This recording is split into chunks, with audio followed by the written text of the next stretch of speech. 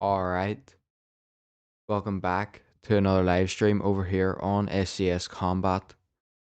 And tonight I am hyped. I'm hyped once again because we are back for UFC 326 as Max Holloway takes on Charles Oliveira in what is surely bound to be one of the best fights we will see this year. And not only that, we are also expecting the White House card announcements tonight. What a night we are in for. Let's go.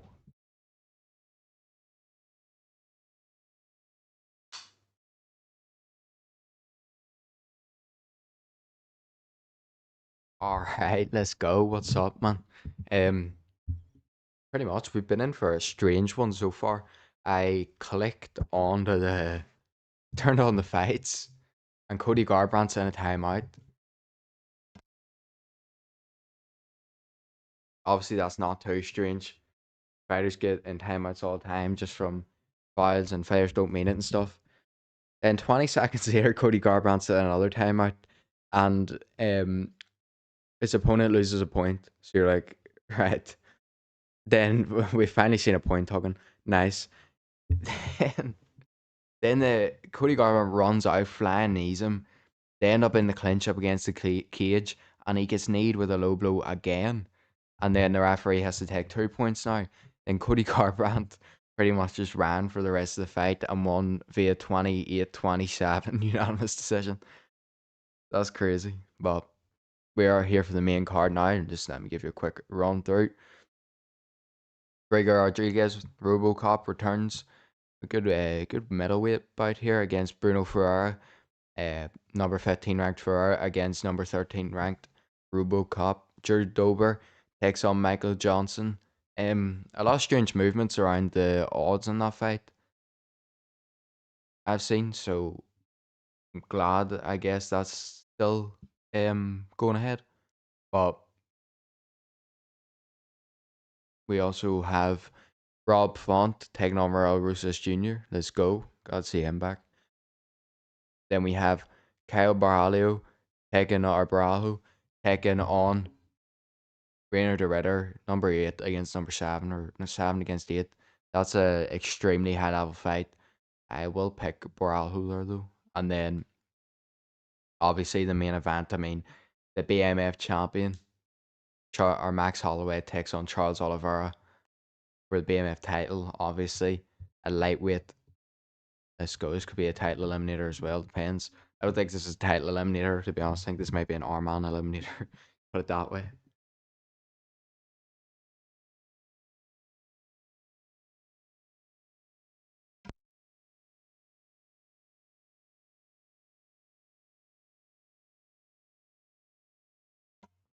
Let's go.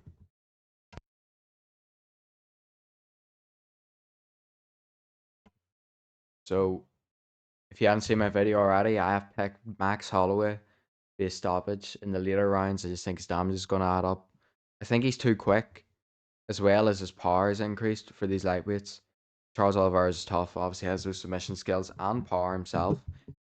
So this is a really tough pick to make, but I've gone with Max Holloway, and hopefully I'm right. Obviously, it's good to get a pick right. Do you know what I mean? So let's go. The submission game though of Oliveira. I don't know. I do not know about that pick, man. But it's as 50-50 as it can get. Yeah. Right, let's go. I'm hyped for these White House card announcements. We actually got the name last night, and I think it's something along the lines of hold on, I posted it.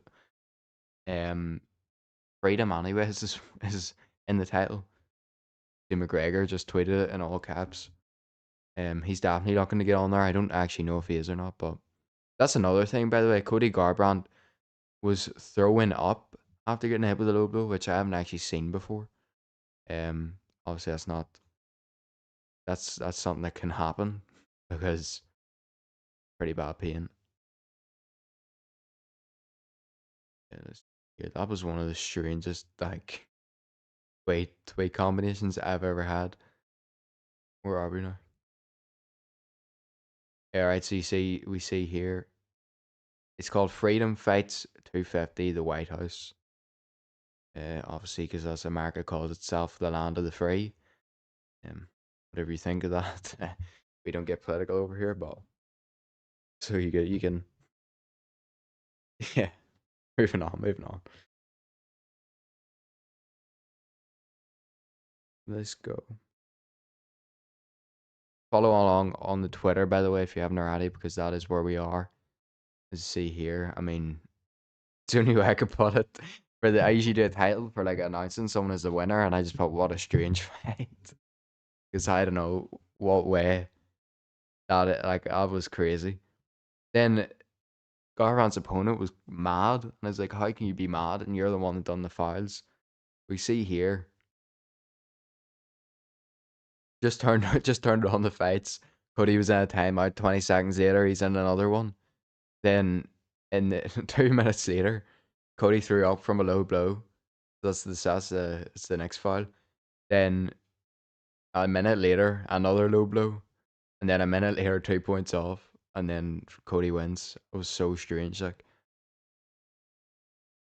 a great couple of fights earlier on, by the way, on Misfits, um, Wally Sharks, and Jade Jones as well with some powerful knockouts. Ty Mitchell was Ty Mitchell was pretty much in flow state the whole fight and beat Gabriel Rosado. So yeah, good night of fights.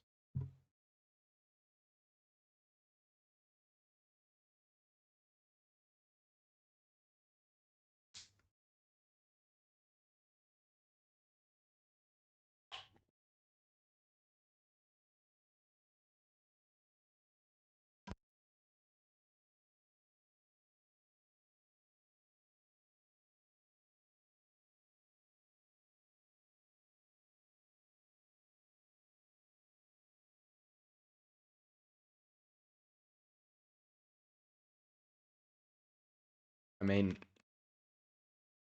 in terms of like main events that we've had this year, it's actually been stacked. The co-main for this card's really good as well, by the way. That Barajo fight and the Ritter is a crazy fight.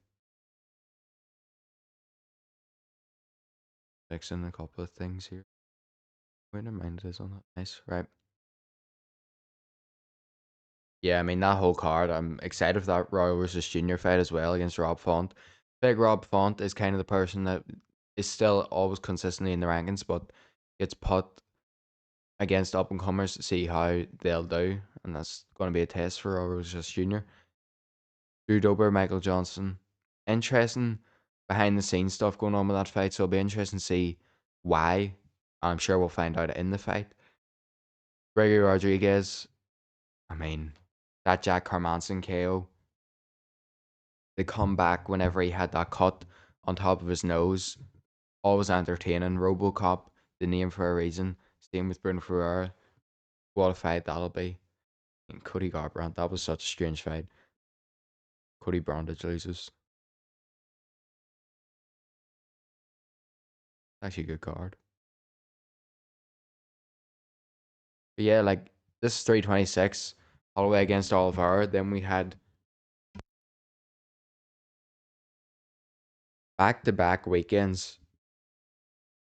Um First up was Paddy Pimblett taking on Gaethje for the interim title.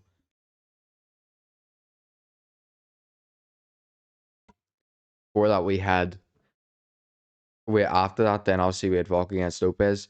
Then we'd have to wait a month for this, month and a bit, for Holloway against Oliveira. 326. Then at 323 at the end of last year, Marab versus Yan. Like we're on a strong run right now with these cards.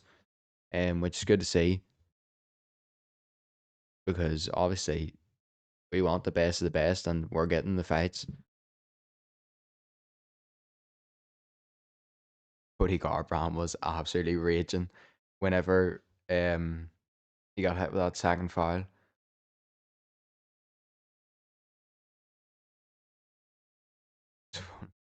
Herb Dean, I've never seen the translator actually have to get in the cage for for a fight.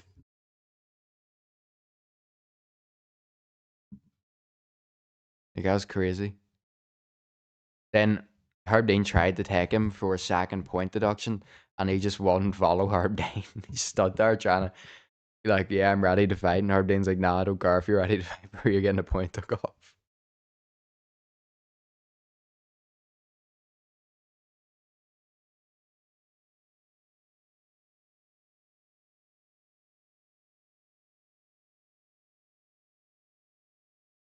That low blow stuff, man, that's crazy. Would have been weird to see a disqualification because obviously one more and that would have been him.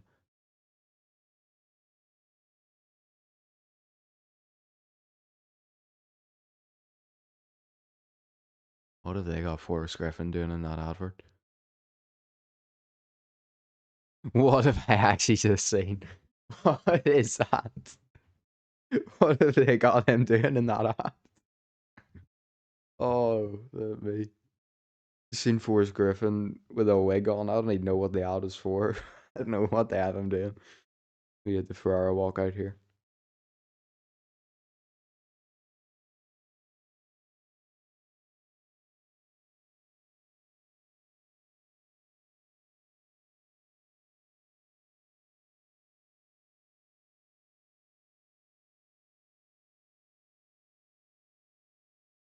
Oh, we've got the classic here for the main card start.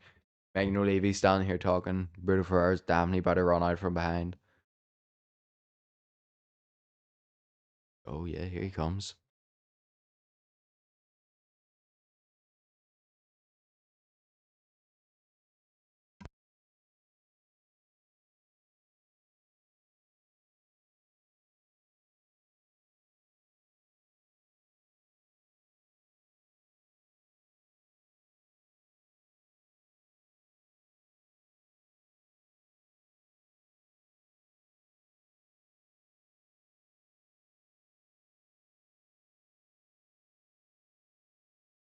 I mean, we've had a huge week in terms of combat sports, or a couple of weeks now. You know, the main thing this week was obviously Eddie Hearn signing Tom Aspinall, which was a crazy move.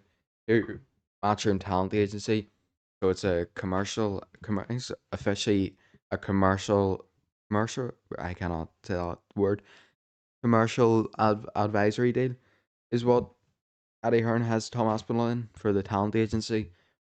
But he's pretty much Tom Aspinall's manager, which means in terms of business moves, is pretty smart because he can now see and know more about the UFC fighter pay.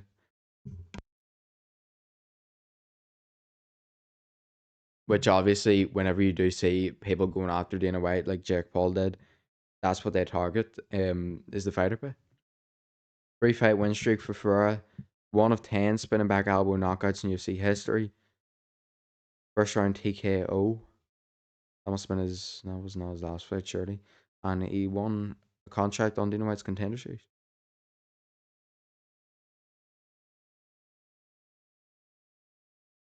The Hulk. Um, yeah, that is, I mean, the fighter pay thing. Tom Aspinall said something on stage the other day at the press conference announcement for that, and it's true because the fact Conor Ben, look, nothing, no offense here to Conor Ben, I'm not like this is. I'm just stating the facts. It's nothing. You know what I mean? That isn't true. He hasn't like this is in terms of statistics or in terms of what in terms of like like kind of achievements, but yeah, status is the word. Tom Aspinall is the undisputed 1 of 1 UFC heavyweight champion of the world. Right? He is destroying everyone, and when you're the UFC or MMA heavyweight champion of the world, theoretically you're the baddest man on the planet, or whatever way you want to put it. That's the way it's been considered. When Mike Tyson would have been heavyweight champion, when Ali would have been heavyweight champion, it would have been nobody could have beat them in a fight. And obviously now MMA, we know they have more skills to their game than boxers, which is what the way it goes. It's not the debate we're here for, but that is a fact. With the wrestling, the grappling, jiu-jitsu, striking, kickboxing, everything put together. Um, Back-to-back wins for Rodriguez here. But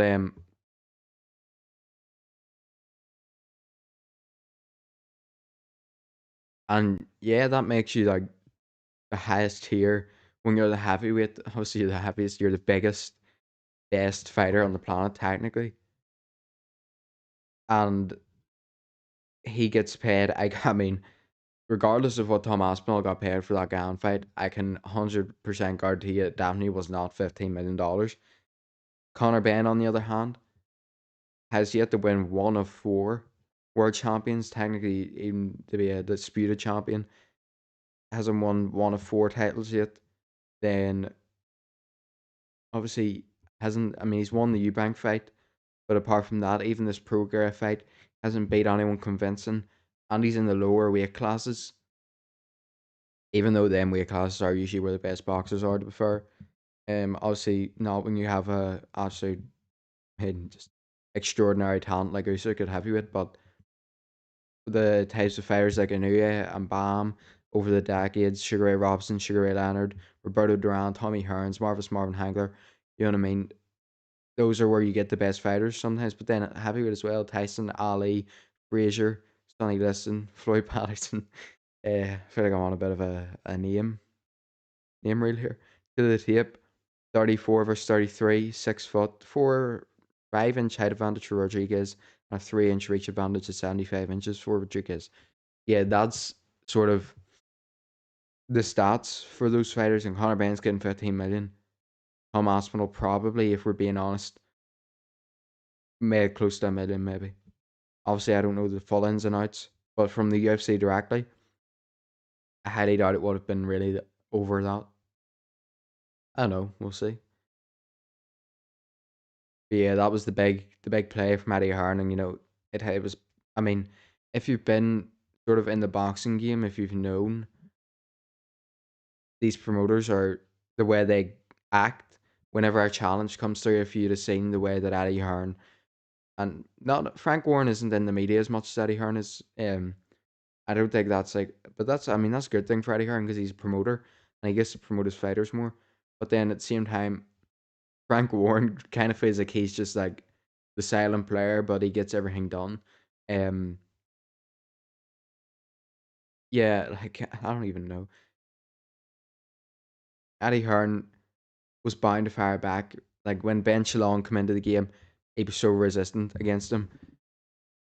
You know, this is the way Eddie Hearn acts. And now, when you seen Dana White calling him a baby and saying he's dealing with babies in this boxing game, he was bound to hit back, and he hit back in a pretty big way, in my opinion. But it's not what we're here for. We're here for UFC 326, and the main card is now underway. Let's go round one. What are we saying here? I mean, Rodriguez is noticeably bigger.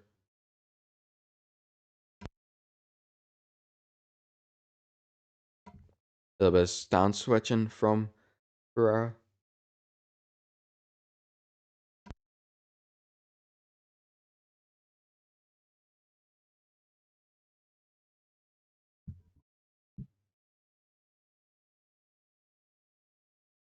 Ferrara pressing Rodriguez up against the cage. Trying to pressure him back. Rodriguez fainting there. Very good movement from Ferrara. I believe this fight and the next one is on CBS, which I believe is um national television. I think that's the way you put it. In America, which I suppose is pretty cool for the growth of the sport.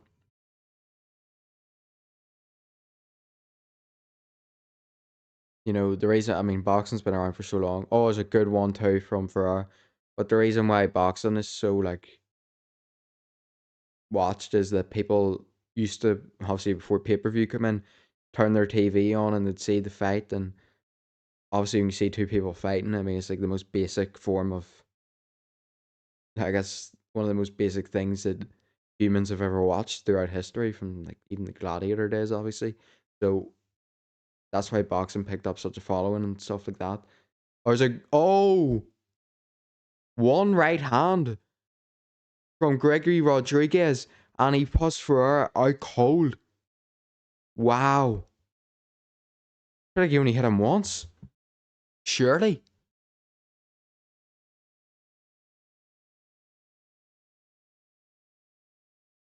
Wow. Surely he only hit him once. Wow.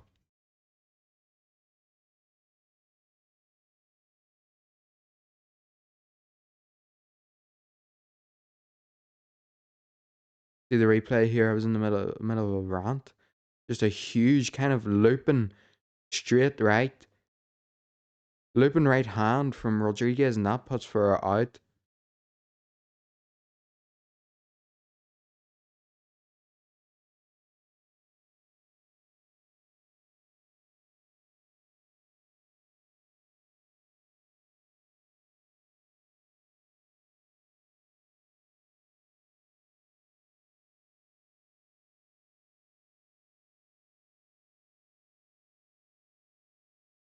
What a punch! Clean on the chin. What a way to start the main card.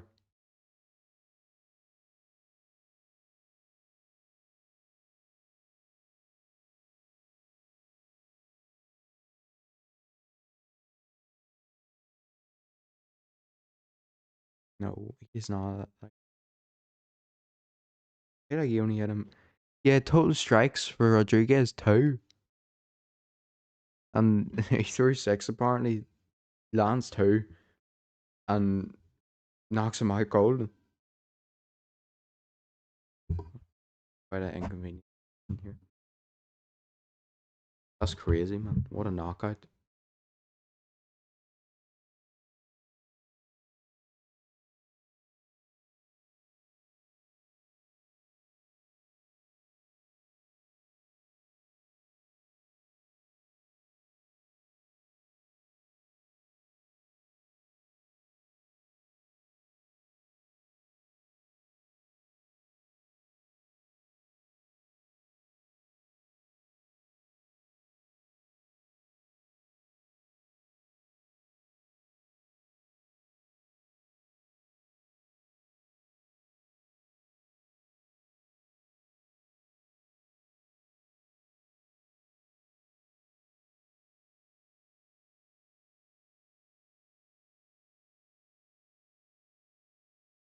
Crazy knockout right there.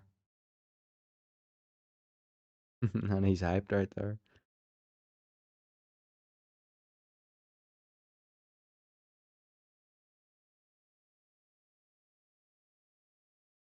He hyped that too, man. What a knockout. Makes it a bit of a weird angle here. Apologies, I'm tweeting and I don't have much of a convenient position. I don't want to leave silence for too long, so I don't.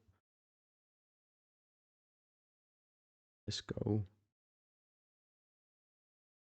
See what he has to say here.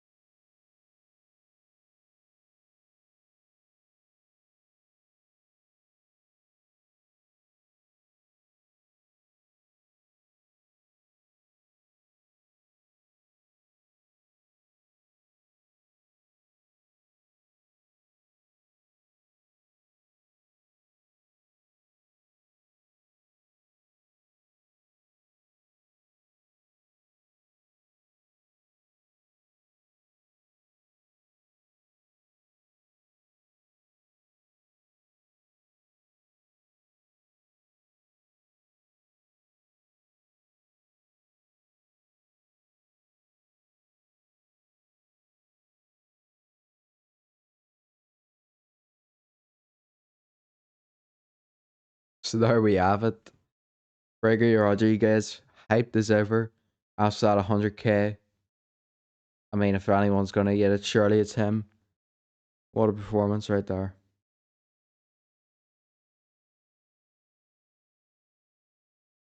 I think up next, Robert Resist Jr. is quite a good example of what like what one saying can do for you in a sport. Not even joking. Like that that like saying he has. I gotta try and pronounce it because I will probably not say it right. Let's be honest here. Chocolate Ale in the crowd. Shout out to the legend. You're our Faber in there as well. He, oh shit. Shout out your Faber.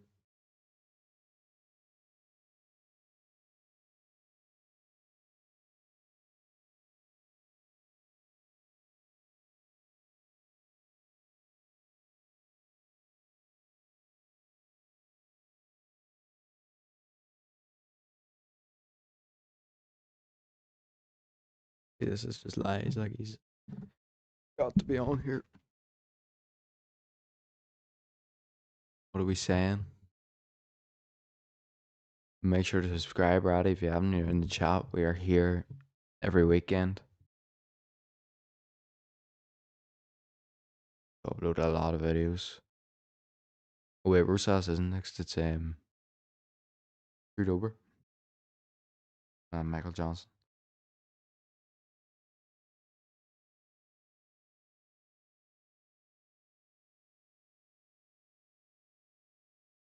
Fair enough.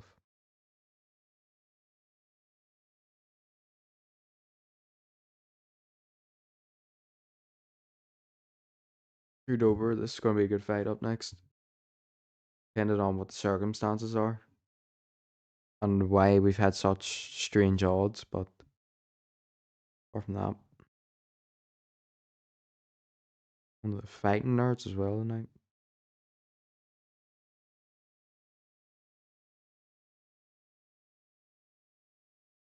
I said, what is that tattoo on his neck? And then I remembered. I think it says free spirit.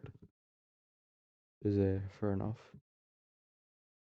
I'm getting screenshots for Twitter, so I had a lot of tattoos on him. Got a whole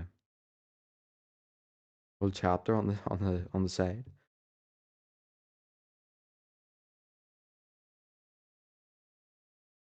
The return of this absolute strange looking build of Rainer the Ritter. No offense to him. Fair enough, mate.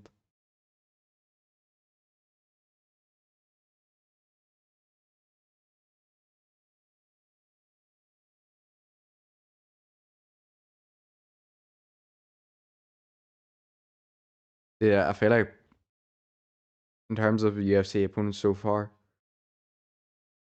Barajo Barajo is probably got the sharpest hands near the Ritter. Always fights on the feet, so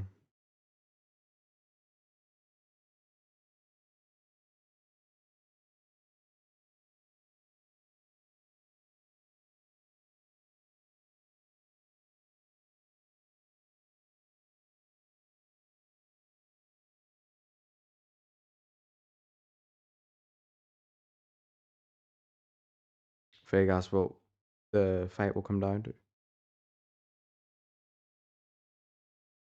The final screenshot. Charles Oliveira, who entered the building. I don't know how long ago because I do not read that time.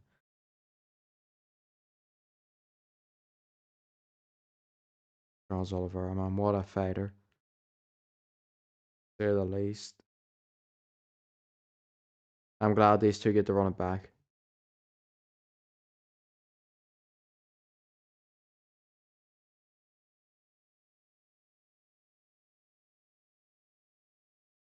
After so many years. And well, obviously we have a evolved version of both fighters, but obviously the Ritter, Oliveira, I mean,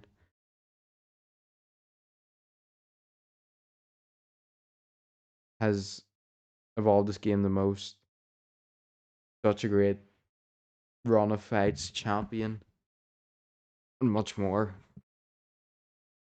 from after that fight. So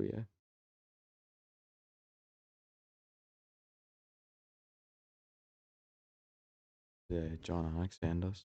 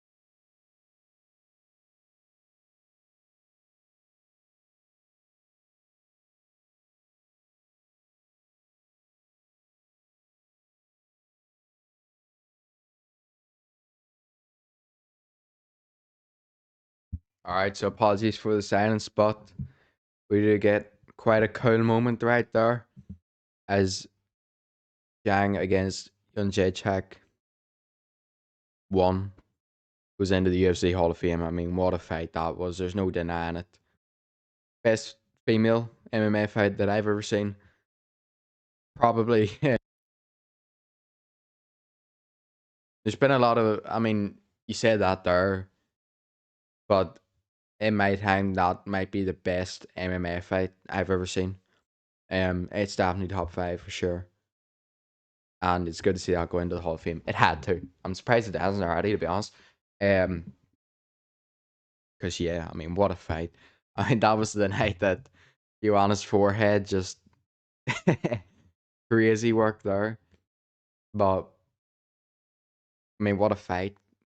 Unbelievable, back and forth war, and it's so good to see two fighters like that get recognized for what they put into that fight, what they got out of it, and yeah, good to see.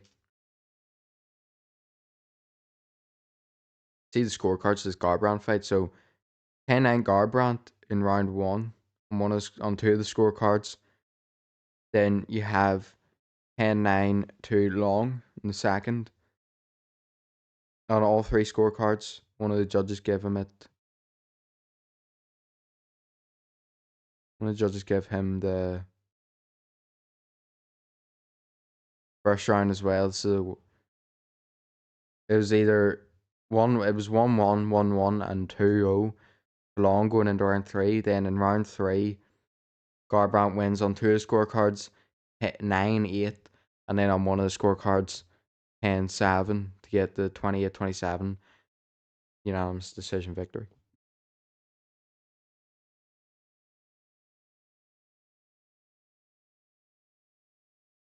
Absolutely, I mean, it is unreal to see that fight go into the Hall of Fame.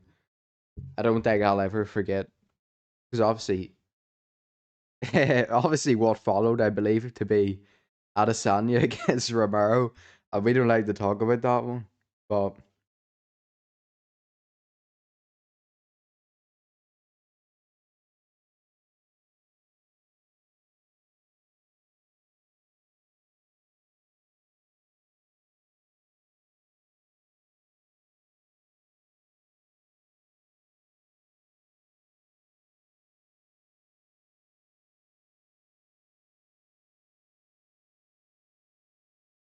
I'm tweeting here, but whenever you stay up, sort of for these fights, so late. Like obviously, anyone in that watches MMA in Europe pretty much has been doing over their lifespan. To see a fight like that go down, it really is special. Do you know what I mean?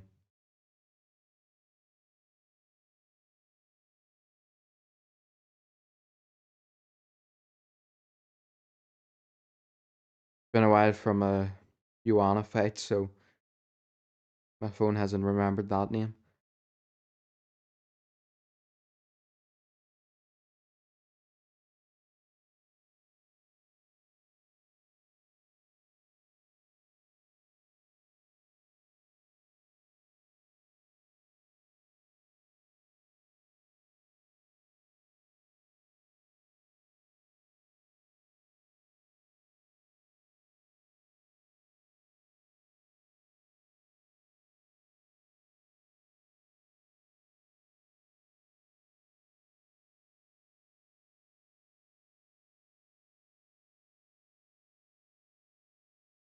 What is that? That's not what we're talking. All right.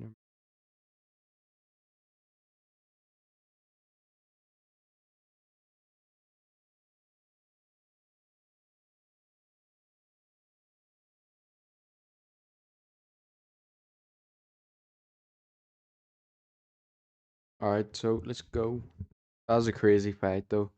Back in the day, back and forth war. That really well will never be topped if we're going to be honest.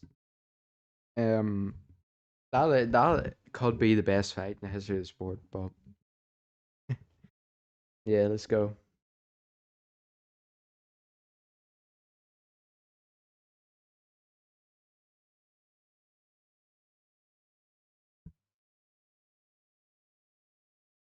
Michael Johnson making his way to the octagon.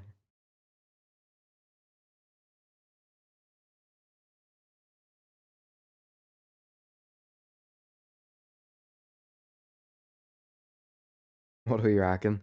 Does Donald Trump's favorite fighter, Kobe Covington, make it onto the White House card?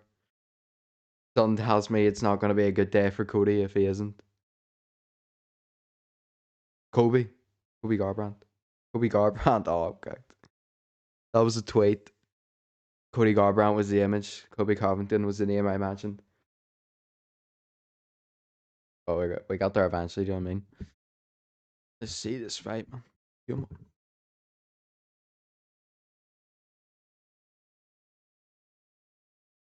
First ever women's fight be inducted into the Hall of Fame. Um, look, I like I do remember because obviously at that time I wasn't doing all this. I mean that was a long time ago, but it took a star in the sport to really make you stay up that late back then, and obviously at that time Israel Adesanya was on top of the world, and him against Joel Romero on paper was destined to be just a spectacular fight, and obviously it ended up the most boring fight, arguably in the history, or the most boring fight, arguably, but also the most boring championship fight, probably most definitely in the history of the sport. So to have that before that, I mean, that's probably why that's one of the reasons that fight probably why I just ended up keep watching because fighters like that and fights like that don't come around as often as you maybe think, but they're seriously special fights. And trust me, I don't think I missed either one of their fights from then. So that was a night that two fighters really did put a lot on the line and, in my opinion, impacted the sport in a very, very large way. And obviously, as they get inducted into the Hall of Fame tonight, that goes to show. So shout out to Weili Zhang and Joanna Jędrzejczyk. Still don't know if I say her name right, I'll be completely honest. Kind of had to learn that one on my own. I don't know if I got it right, but most knockouts in UFC lightweight history for Drew Dober. Fourth most finishes in UFC history at or UFC lightweight history at 11. So yeah, are in those hands.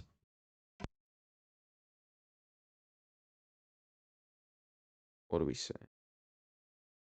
Good to be back. I think we were here last weekend as well, but it's always good to be back a week later. Do you know what I mean? Good to be here. Gotta, I love this. Do you know what I mean? Good fights. Huge KO from RoboCop. Card to card. What we're here for. Almost a guaranteed knockout in this one as well. Go the way Michael Johnson's. I don't know if it was the last one, but one of his last wins went absolute knocked out cold. So power in both the hands of both those fighters. Get it? Tail of the tape. Surely gonna come up here. 36 for Dober, 39 for Johnson. He's the oldest fighter on the card. I don't know why they threw threw stuff like that in there. 2-inch height advantage for Johnson, 5'10", and a 3.5-inch reach advantage at 73.5 for Johnson. They always do that. They're like, "Yep, this is the oldest guy right here." The uncle of the card, as some would say. Let everyone know, man. Just let him fight.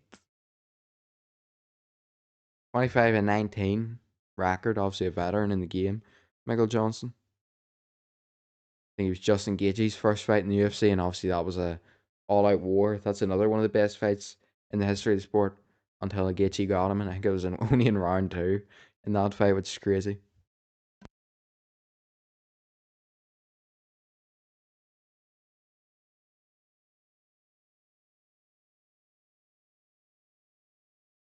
Drew Dober is also 28 and 15 in one, so also a veteran of the sport.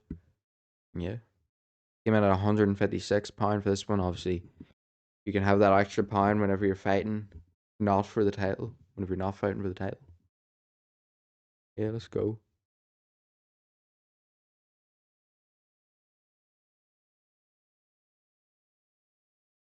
Harry Hatley, our referee for the night.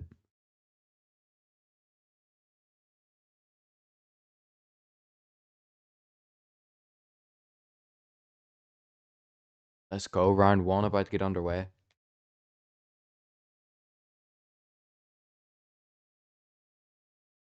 Going for the glove touch.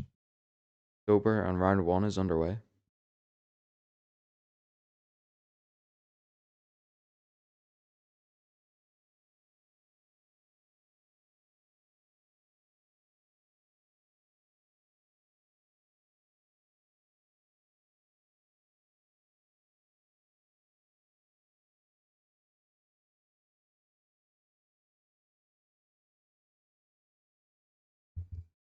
Not much yet, just the jab from Dober. Then from Johnson here. Nice inside low kick from Johnson there. Dober feints to see him.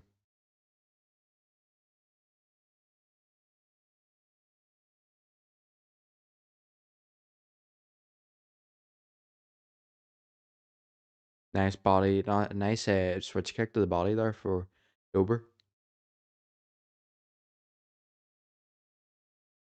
Nice 1-2 from Johnson though. Kind of caught Dober off balance as he went for that switch kick again. Goes for it with a head kick that time. Doesn't get it though.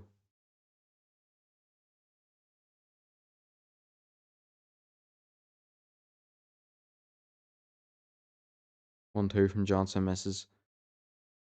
But he's mixing up that low kick nice with his shots upstairs.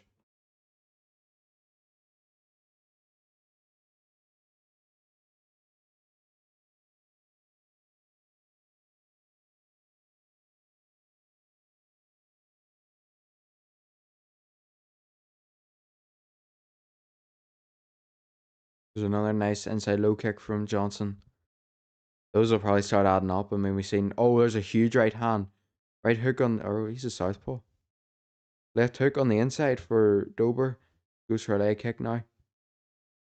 Yeah, but we did see that last weekend where Moreno against Cabna. Those low kicks really had an effect.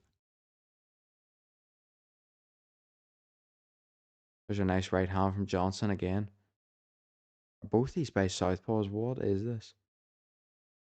Nice left hand then from Johnson. Both southpaws. There's a nice left hook to the head there, I think, from Dober. Right hook to the body, anyways.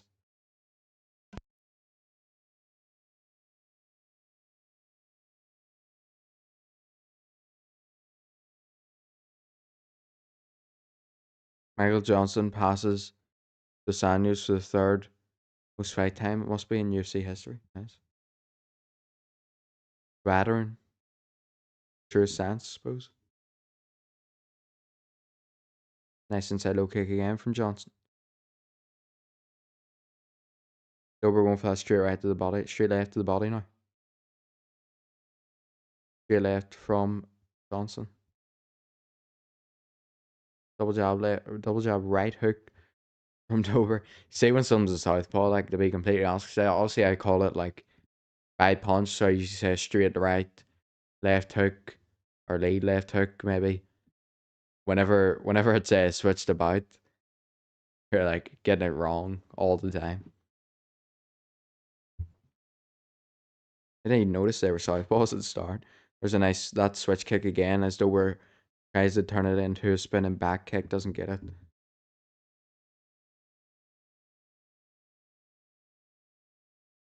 Outside low kick now for Johnson.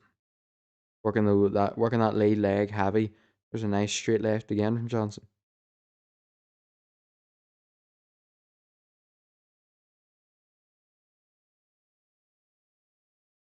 1-2 from Johnson.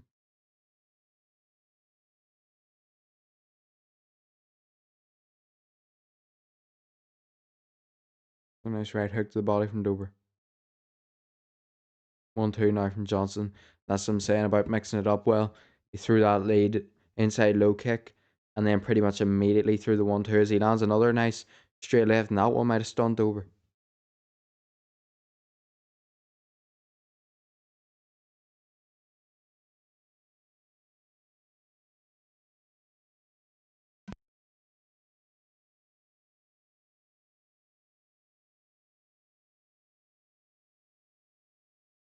Nice double jab from Johnson.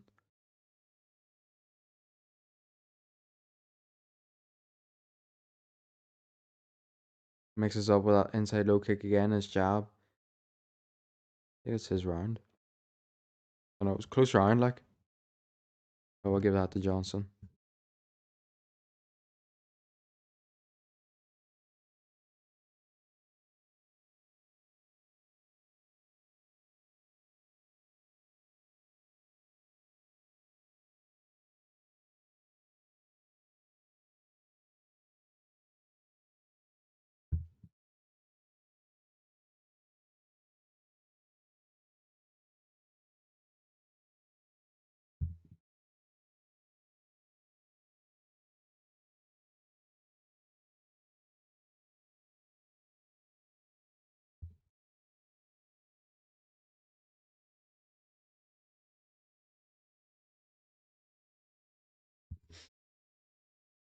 I mean, just seeing it again here, that photo of Joanna's forehead that night is crazy.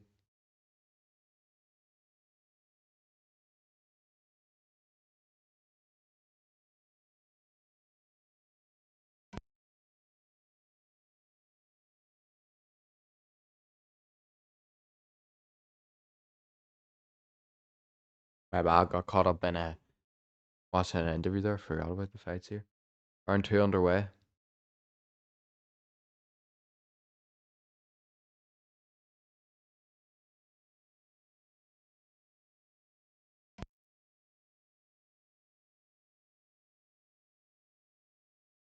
A nice left again from Johnson.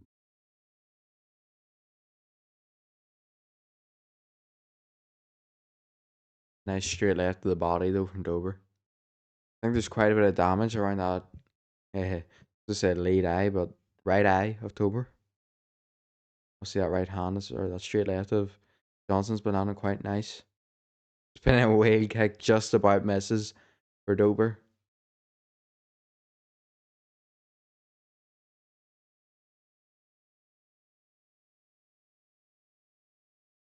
Good head movement there to get out of the way from Johnson. What are we saying? We're here. Johnson versus Dober. Right now we're in round two. Yeah, I've got it. I've got it. 1-0 to Johnson. He's probably winning this round so far as well. Quite nice work with his inside low leg kick. There's 1-2. There's a nice overhand left though from Dober.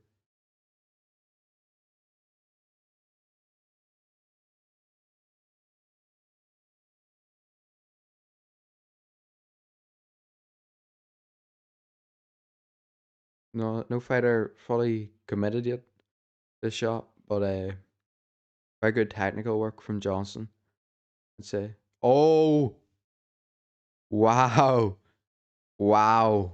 Oh, as soon as I say no one's committed yet, Drew Dober committed, and he lands a straight left hand that puts Michael Johnson out cold. Wow, he's up and he's good now, is he? But he was stiff for a second. Wow, what a KO!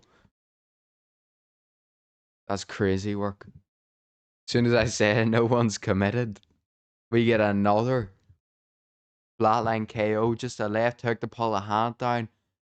Straight, that couldn't be anywhere perfect. Right hook from Dober pulls the hand away of Johnson, and just a straight left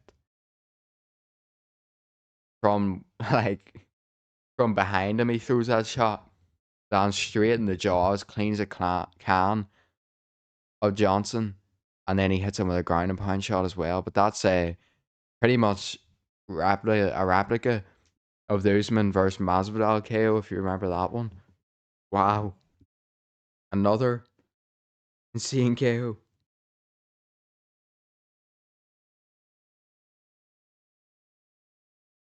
What a way to start the card. Hopefully Johnson is all good, obviously.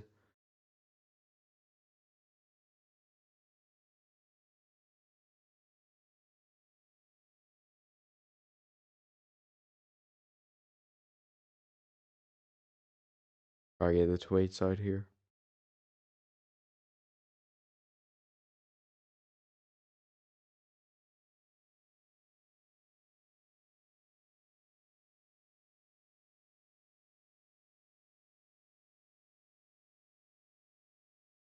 That is an absolutely crazy shot. I mean, it was just full power punch, really. Almost a punch from behind him, just crack straight in the jaw. I mean, it probably could have hit the jaw and any of a better spot. To be honest, it's quite unfortunate for Johnson, but to be honest, that shot lands from anywhere with that power of Dober. That lands at the temple, that lands on your cheek, that lands anywhere. You probably go out cold. So, yeah, Drew Dober gets it done. Crazy KO.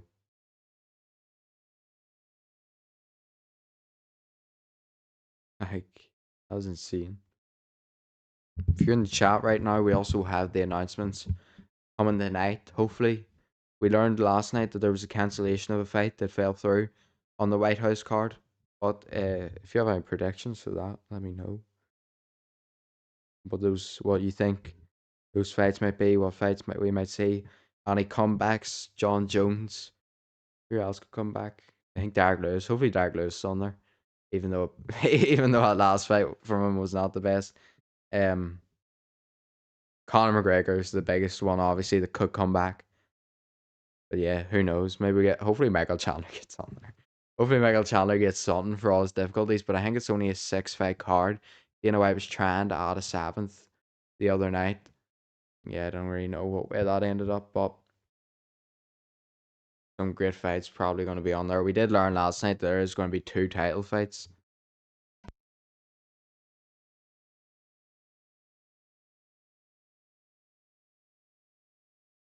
On the card, which is interesting because everyone thought there would be like an insane amount of title fights. Clearly not.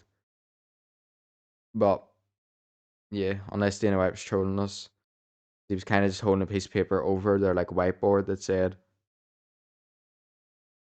obviously he's called like Freedom or something, 250, and then said the White House card. Yeah, the White House card isn't getting announced right now. Actually, I'm seeing on Twitter it's John Anik. Obviously, I have no commentary. I'll be honest with you. So you gotta respect the grind here. Dean Silva, is he calling out? He's calling out Oliveira here. Dean Silva's a featherweight. Good. I thought I was obviously they must have give fans Holloway and Oliveira cards with their names on it. I thought Gene Silva had his. I think it must have been his son holding up the sign for Oliveira, calling him out. But let's see if we can get a White House announcement here. And in terms of Americans and their um CBS.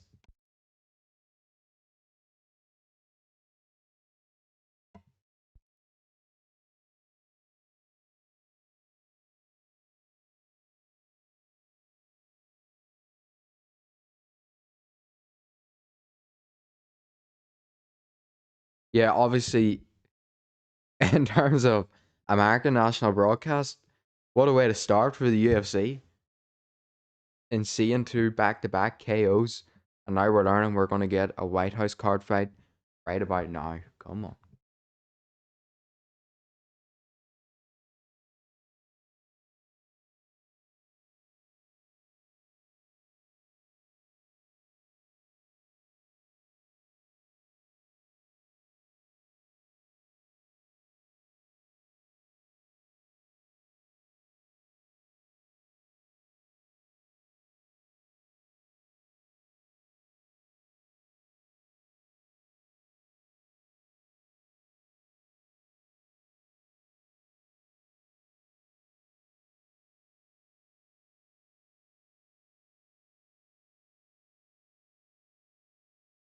All right, let's go, man. We're on an ad break, obviously. Won't happen, but if you're in the chat tonight, let me know who've got in that main event, obviously. Highly anticipated, very close fight for the BMF title. And this is the White House thing, so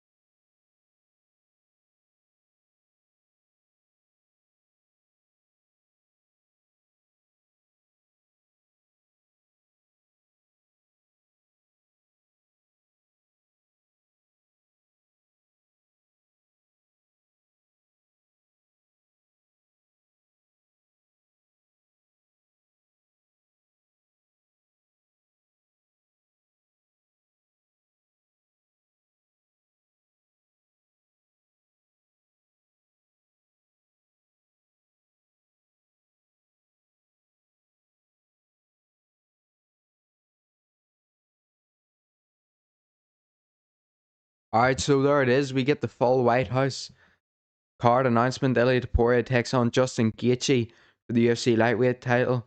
Alex Pereira moves up to heavyweight as he takes on Cyril Gane for the UFC interim heavyweight world title. Sean O'Malley takes on Amian Zahabi.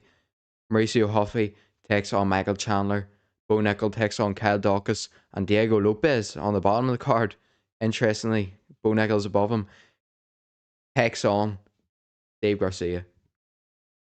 Yeah, what a card, I suppose, but not the card I was expecting, to be completely honest. But yeah, no Conor McGregor on there, which we knew already, by the way.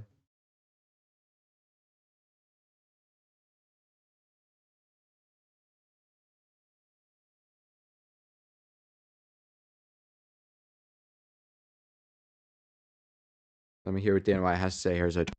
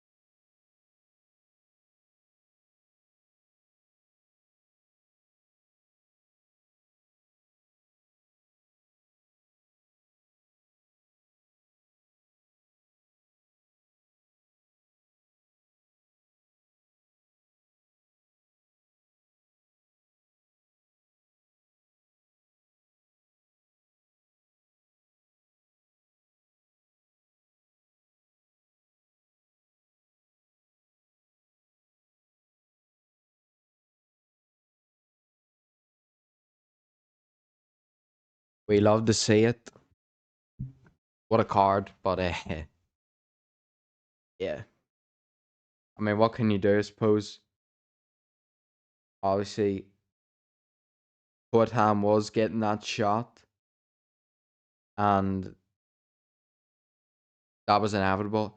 It was just whether it would be for the interim title or the full title, and they would strip Aspinall. But obviously, it's for the full title. Alex Pereira gets the opportunity to move up now, become a three-weight world champion, which I hope he does, because let's be honest, Cyril Gane should not even be in that position due to the fact that he has eye poked his way to another title shot. That's just my opinion. Like, but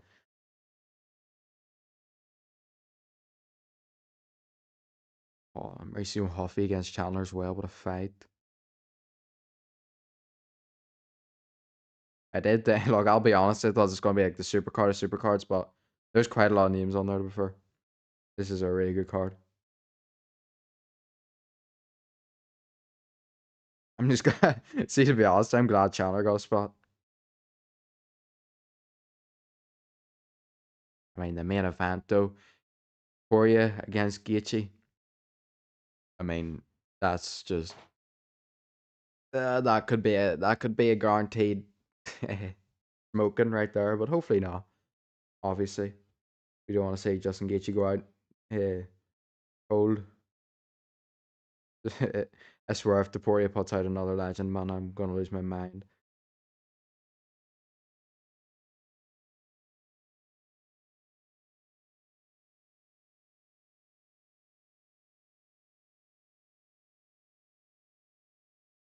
What if that'll be obviously the co-main event as well? Alex Pereira against Cyril Gane, also going to be an absolute war. And I'm suspecting a knockout from Poatan. Um, Pro Nickel cannot be. I know he's American, like, and you got to go with the theme. I would have expected Bo Nickel to be on this card, to be honest, but there's no way. You gotta put like there's no way you end up putting him above Diego Lopez. That is an absolute joke.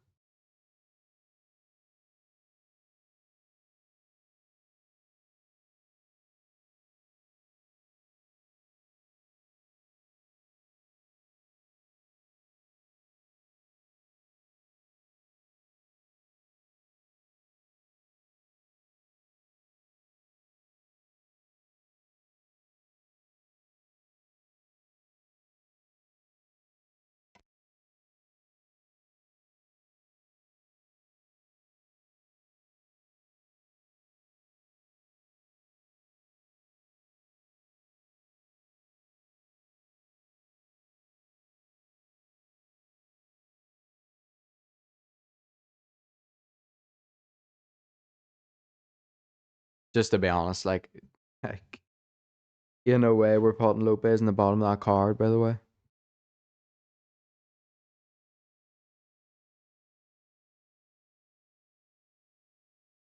that's the main card though. And I think that is all the fights there will be. Um, but yeah, I mean, spectacular to see those fights announced.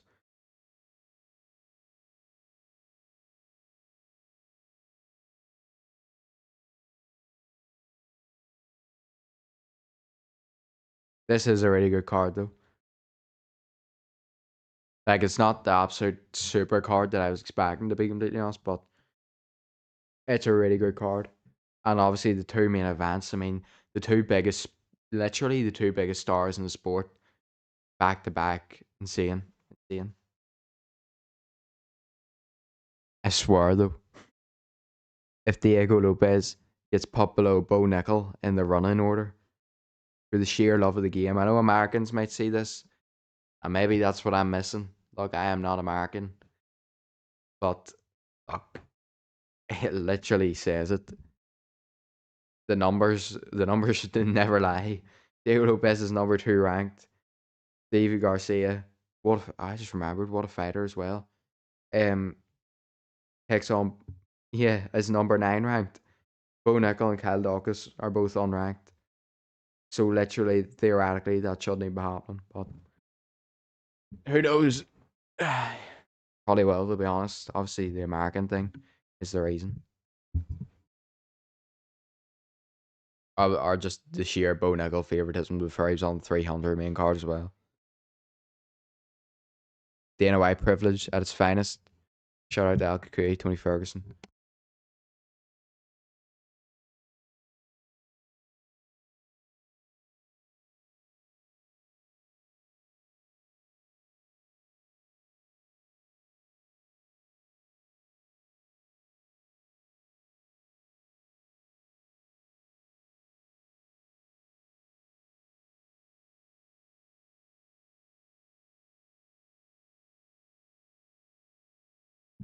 Ramos Jr. making his way to the octagon right now.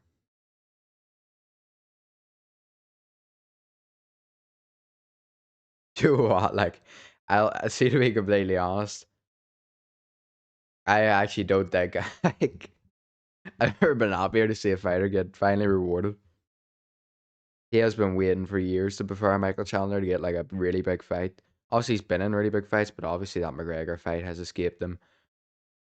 Kind of thought the UFC would reward him in some way, and he obviously got it tonight. He is the most entertaining lightweight on the planet. Nah, I'm joking, but first,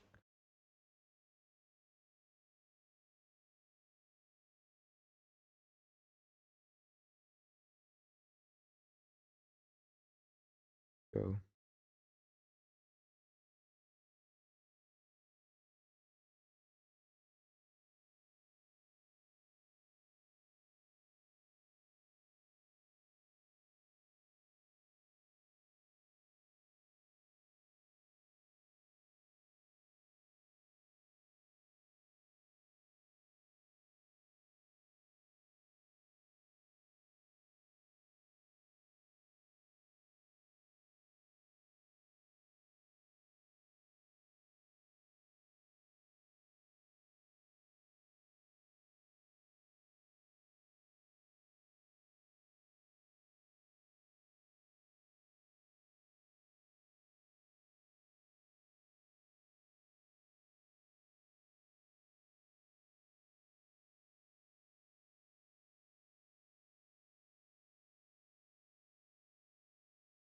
What do we say?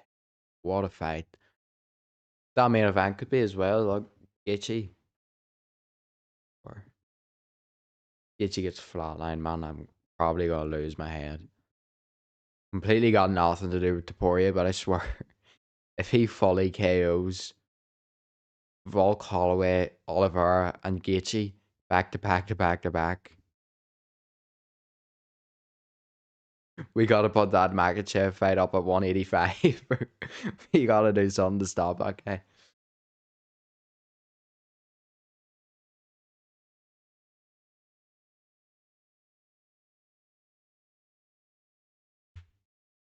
I actually, another thing is, I don't think I've ever been happier to see an interim title fight in my life than Pereira against Gam, because if they had stripped Tom or made him vacate, I would have lost my mind. After everything that they put him through, or not that they put him through, John Jones put him through, really, the whole time, to end up with the belt finally, to end up with his moment getting took from him because he got his eyes poked to the other side of his skull.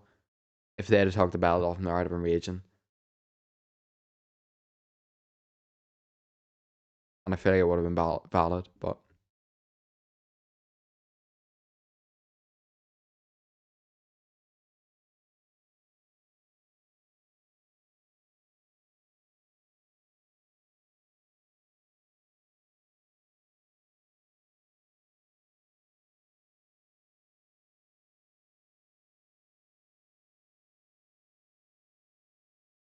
did he appear 38 for Rob Font, 21 for Rosas Jr.? Obviously, he's the youngest fighter on the card.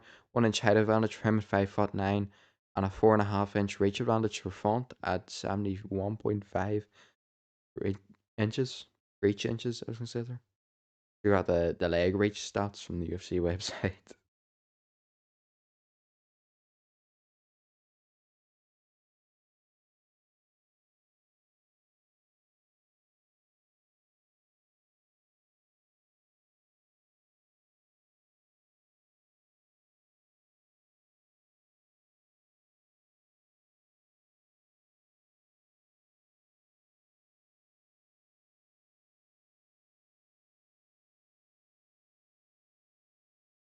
Um, Crazy to see the. Oh, I'm so good. It's crazy to see the trajectory, obviously, of Alex Pereira. I mean, the fact that he went from not even being in the UFC and Adesanya being champion, saying that he's gonna be watching me one day and be like, "Oh, I beat him one time in the bar." Well, that was most certainly wrong, because he could end up higher that he could be already higher than Adesanya on the GOAT list, but he could definitely end up that way if he wins this fight. Probably will. Free weight division world champion would be insane. Obviously, it's the interim title, but still. Come on, start the fight. We doing here? Whoa, does he have to? Does he have to stand? Round one underway. This is, in case you don't know, if you haven't been here before. There's a nice right hand. This guy's southpaw as well. There's a nice left hand from Rosas.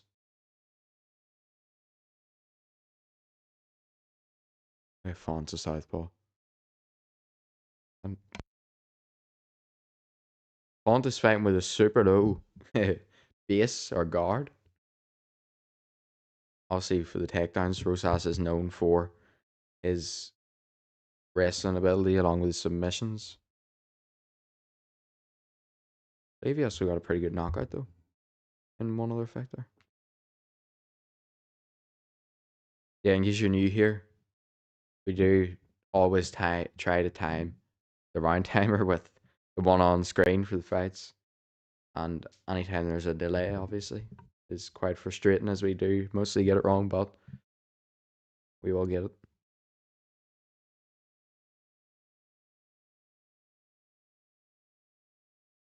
Front kick misses for Font. He's southpaw. Rosas is southpaw. Font keeps switching stances. He's just doing whatever he wants. There's a nice job from Font though. 1-2 misses for Font. Nice low kick for Roses.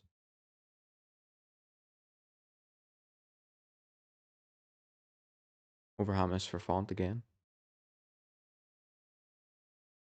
Nice job for Roses.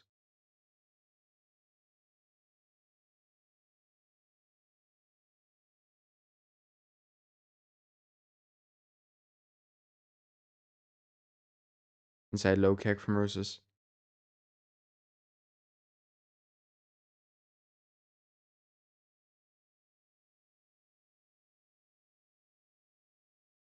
A nice hook from Roses there, lead hook. Nice job as well after it. I think he may have stunned Font. Not fully hurt him though, like, but there's that nice lead hook again. Font swings in an uppercut and a hook behind it now.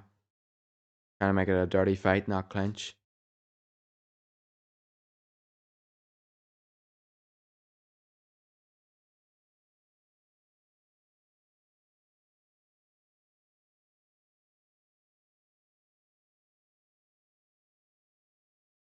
Yo, what's up, man? All good, all good. We're here for UFC 326, as you can see, obviously by the title and stuff. Rosas Jr., I believe, has just got a takedown on Font. Yeah, we're all good, man.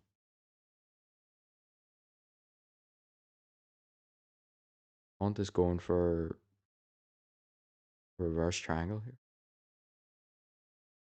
Or an omoplata, sorry.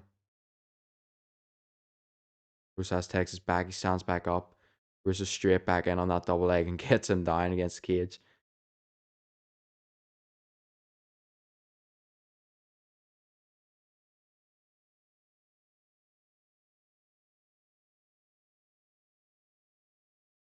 Rosas Jr. is taking down 6 of his 7 UFC opponents as he's just grappling Font.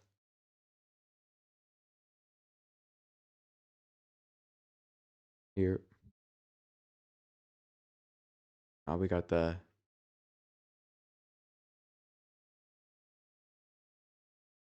hands in the cage now for Font.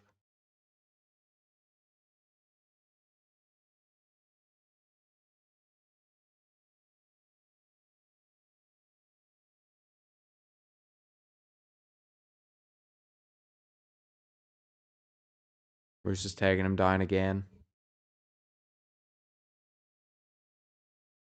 Calm down now. Brennan's just trying to keep him down. Obviously, Font keeps getting up.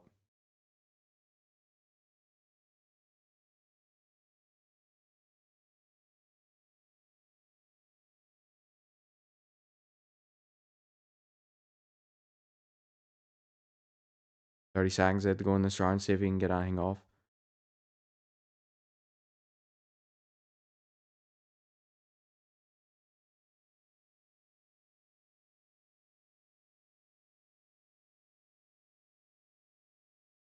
Takes the back.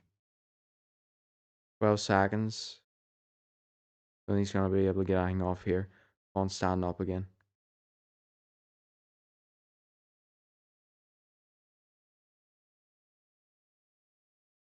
Yeah, man, you already know we got the the power mount on the run. But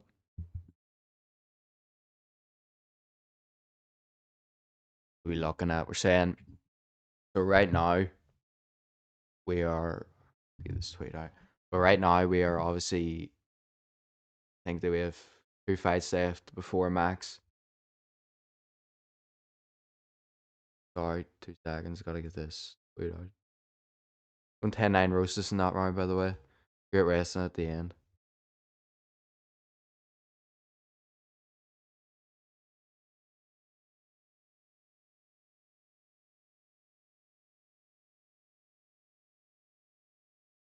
Yeah, so in terms of when that fight's coming up, man, um,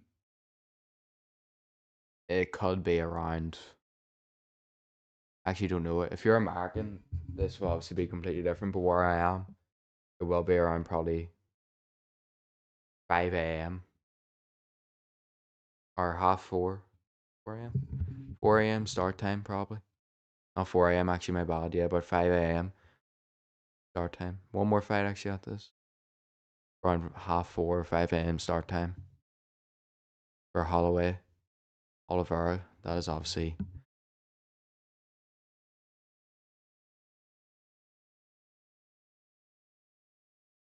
Yeah, that's a Holloway with the title, man. Won it in the, won it with one of the best knockouts in the history of the sport. Obviously, 1 second left, knocks out Gaethje. UFC 300, there's a nice straight left from Rosas. And since then, he's defended it against Poirier. There's a nice single leg again from Rosas. Font takes his back now, though. Rosas trying to roll out of there. Yeah, Font trying to switch it up into a triangle choke here. Your jiu-jitsu tonight, there's an armbar from Font. Rosas gets out of the submission attempts, though. Yeah, so Max is the champion. I do not know, man. I'll be completely honest.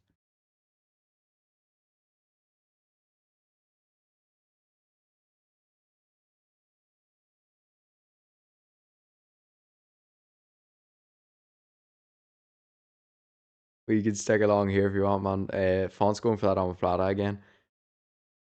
But yeah, like I don't actually know where you could get that.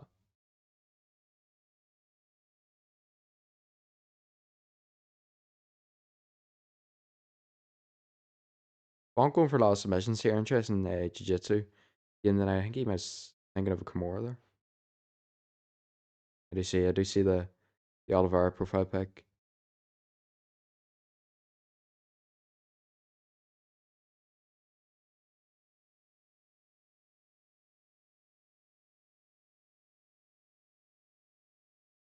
Font is just like attacking random submissions, like obviously throw up threat and stop the progression of Rosas in the ground.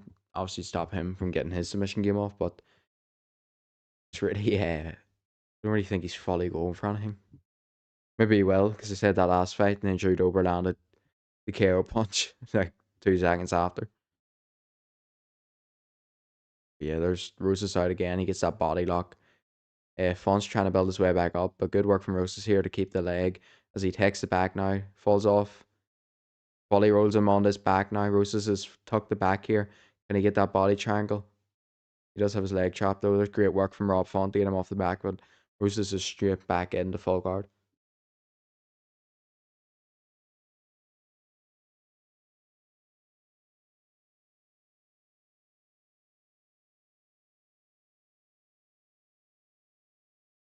Good work from Rosas, or not Rosas. Well, good work from Rosas as well, but good work from Font to sort of stop any damage from being done. His elbow from the bottom from Font as well, and he gets that omoplata now. No, he doesn't. He just uses to get up. Single leg again from Rosas, so he gets him straight down. Font's throwing up another submission. That he's gonna get he's actually gonna get pile drived here. Never mind, Rosas switched over into half guard. It's a crazy position right there.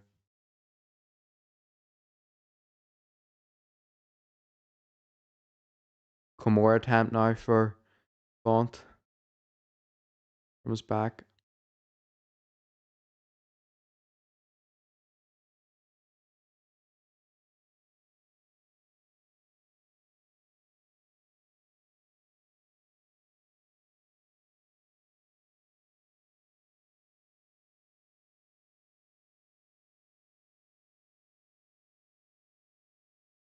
Let's go of it. Rosas still in half guard, still trying to progress in his side control. He's trying to get his own choke now, I believe. Run some shoulder shots there on the ground.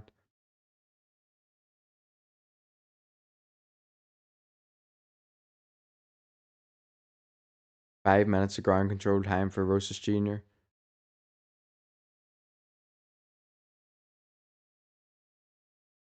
A nice ground and pound shot from him as well.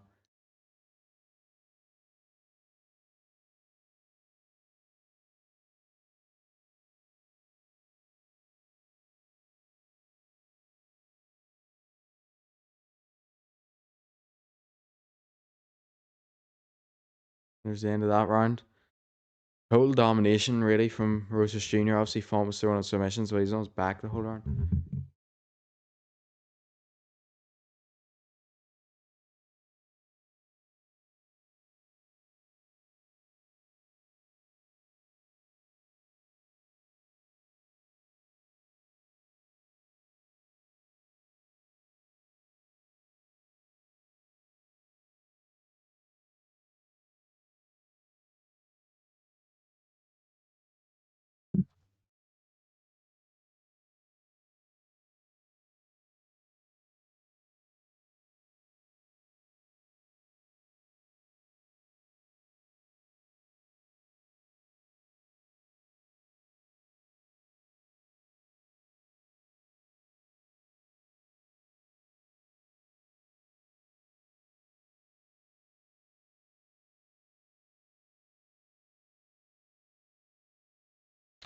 We're already here at round three, about to get underway. Go.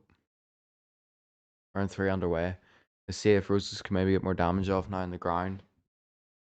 He's not resting. Let me see. Tomorrow night as well, up at half versus Glanton for the Zuffa boxing like or cruiserweight title.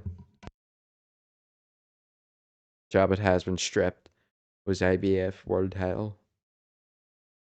I mean, there's a good left hook to the body, but from Font, obviously Abbott has signed with Zuffa, so he's hardly going to say I'm fighting for the IBF and not their belt. That was their whole plan. So he's got nowhere with the IBF either, by the way. Like in terms of unifications and stuff. Nice 1-2 from Rousas. Front kick now from him, that could work based on that stance of Font.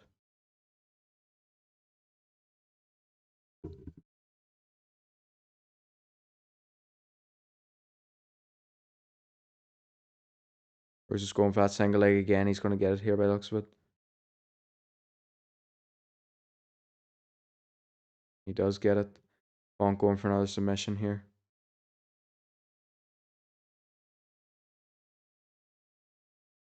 Rousas is out of it. Got those legs straight now, Font in mount. Just not far enough up on mount.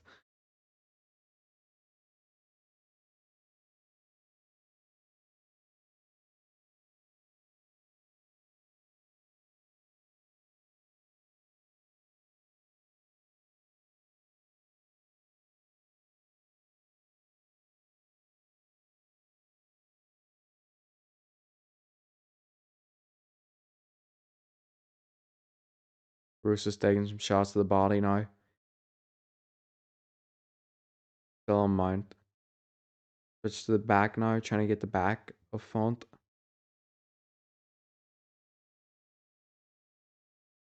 They're going to get him down again here. He's to the thigh now from Rousas Jr.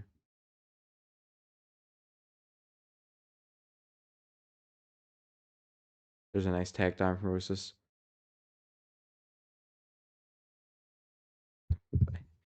No way Cal August ends up above Diego Lopez not card.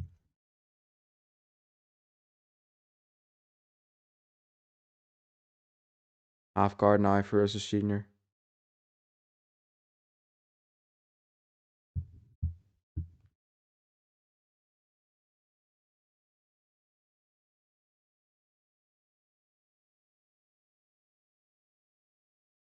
Bo Nickel obviously coming off the back of an absolutely insane head kick KO, but man is he gifted with big cards.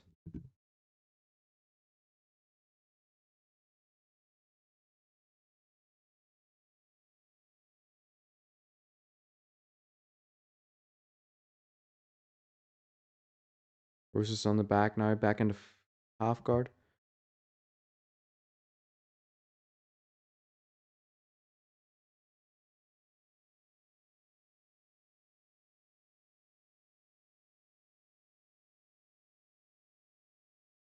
Trying to work his way to the back of Font. Really good wrestling though, display from Rousas Jr. in this fight.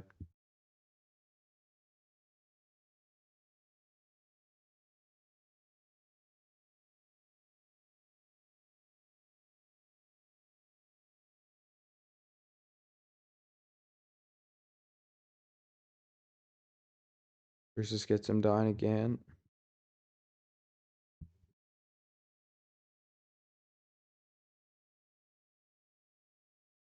And again.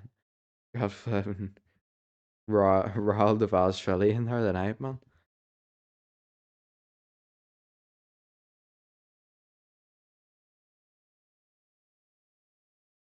Got that Marab style takedown where he's just dragging him down. He's getting back up. He's just dragging him down, getting back up, dragging him back down.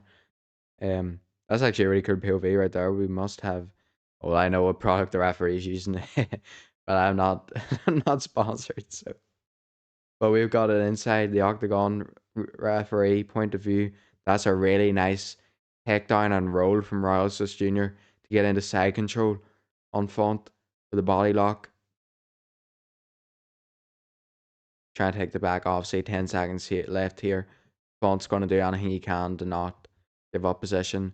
goes to that role, doesn't get it, goes to the heel hook, doesn't get anything, and that's going to be a pretty dominant 3-0 decision victory for Oliver Jr. in my opinion.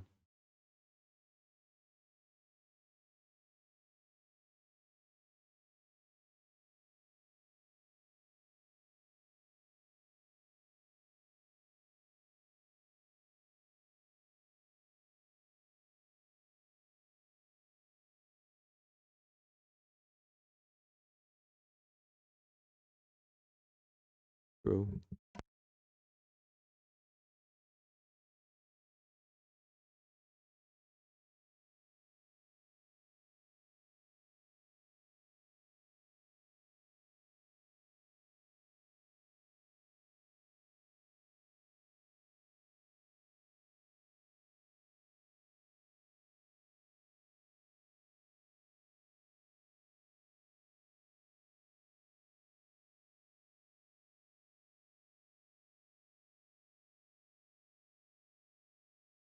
I forgot. Elite Poirier is still undefeated.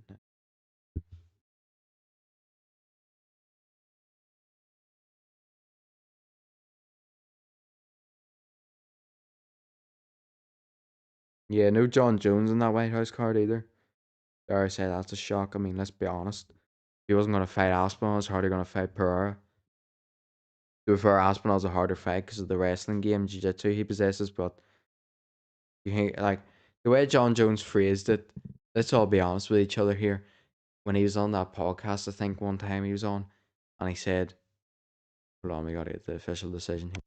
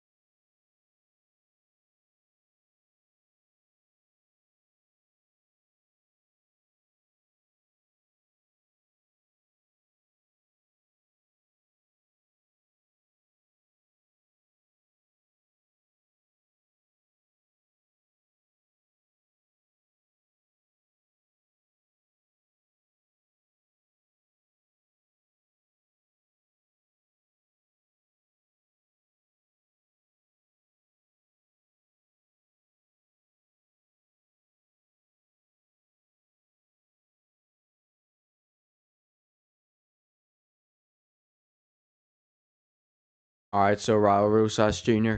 calls for a top 10 fighter in his weight division. And obviously, calls out the fact that he's ranked now in his weight class at such a young age, which is quite a good accomplishment. See Mark Wahlberg in the crowd. Obviously, he starred in the movie called The Fighter, and that is a spectacular story about Mickey Ward, and his brother as well. I think he was called. Yeah, he fought. I don't know if I can say his name, but shout out to him as well. And his comeback story is obviously mentioned a lot in that movie as well. What he had to go through, and he obviously fought Sugar Ray Leonard as well, quite a good boxer. But my original point was John Jones. I mean, if he was like he was hardly whenever he was on that podcast and he said, you know, you really just got to come to terms with it, man. Like, if this guy hits me on the chin, I could go out cold, and but once you're comfortable with that, let's be honest, John Jones is never comfortable with that. He's running about calling himself the greatest ever, which some people think he is. I don't. Obviously, he used steroids, so that's a factor. Probably take you out of that conversation.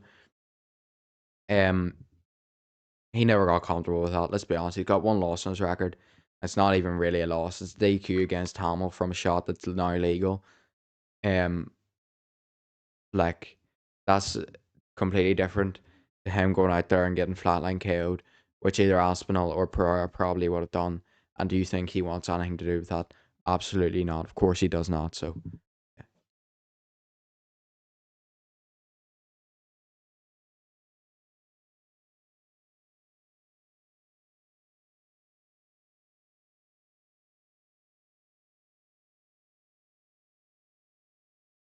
John Jones clearly not my favorite fighter, but how can he be, man? Mind the close decisions as well, like going toe to toe decision like with Anthony Smith. No offense to him, seems like a good person, but Anthony Smith, by the way, I'm saying there. We all know, obviously, extracurricular activities with John Jones, to say the least.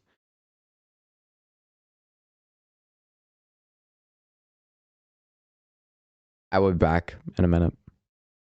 Apologies for the break, but gotta sort something out.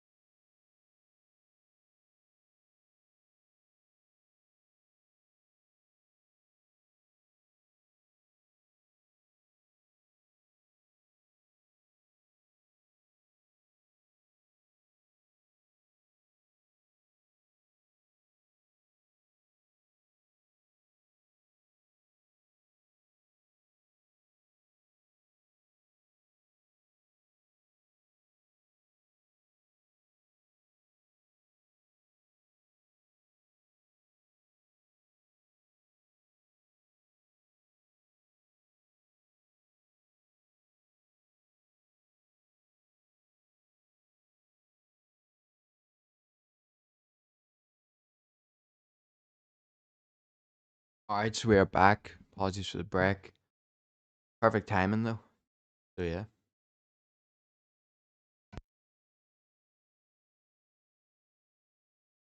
We're here perfectly in time for Bralho against the Ritter as Bralho is making his way to the octagon right now.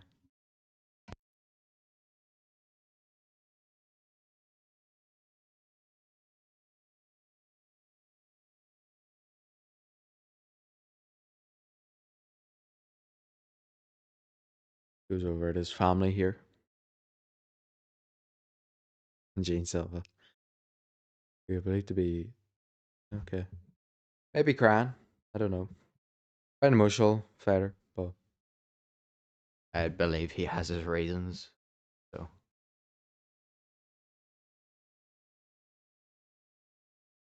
there's something White House card, man. I wonder what fight fell through last night. That was really interesting because did see in the broadcast Dana said like something along the lines of Taporia deserved Taporia another guy that could go for that three title shots or something. Then obviously Pereira is going for it. It's interesting. It'd be interesting to see who that fight was if they could just tell us that fell out. Could have been O'Malley Young, could have been Jones, Pereira, obviously, Makachev, Taporia. Who knows, man? Who knows? Bo Knuckle against someone better at least. That could have been a flipping good fight.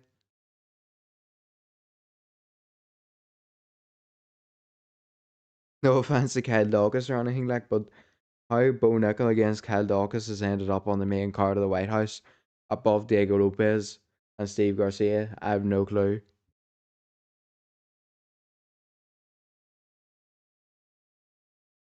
How it's ended up on the White House card in the first place, I don't even know. Um, 33 for Barajo, 35 for the Ritter. 3.5 inch height advantage for the Ritter at 6'4", and a 3 inch reach advantage for the Ritter at 78 inches of reach. Barajo was half a pound bigger at the weigh-ins, coming in at 186. Let's go. Bo Nickel might like I'm putting out a tweet here, but Bo Nickel definitely has the greatest card placement of all time.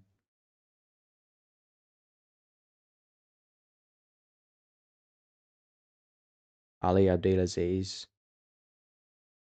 tweets and tags Conor McGregor and then puts like the winking emoji. Which I mean, Kel Dawkins seems pretty sound. My bad for the way I stated that, but I swear I don't know how that fight has ended up on the White House card.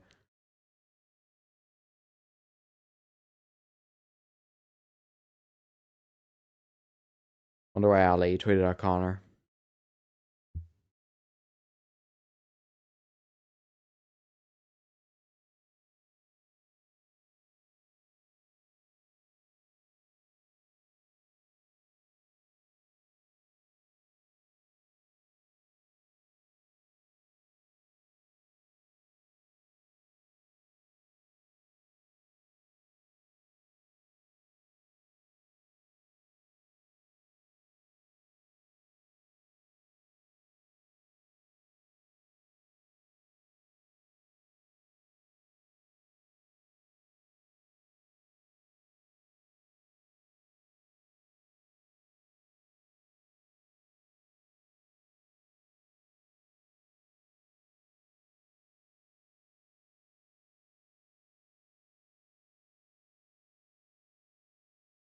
Take me about 4 years to get this tweet.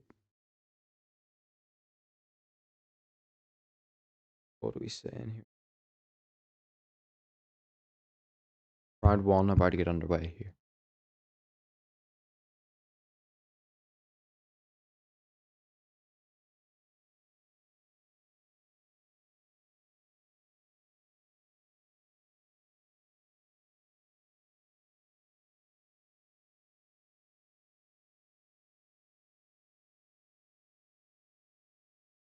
Alright, round one underway.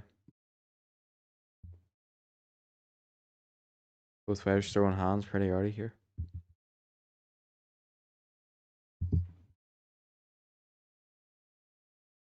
Jab from Baralho. Two low kicks from Baralho as well. Jab to the body from Baralho.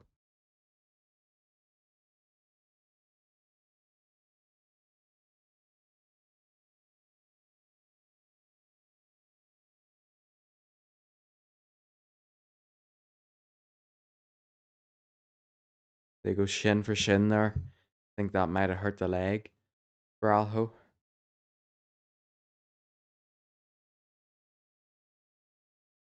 There's a good check hook for Baralho and down goes the Ritter, but I also believe he got tripped at the same time. There's a jab from the Ritter.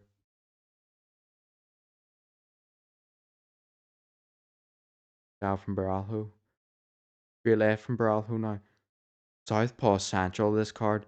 And we get a low blow. We get another low blow. Down goes Baralho.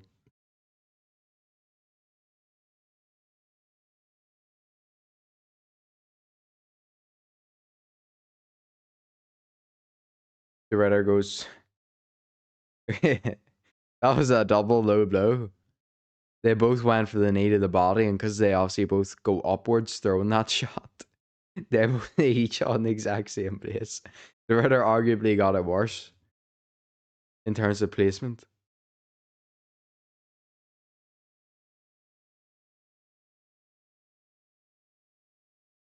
Kept fighting.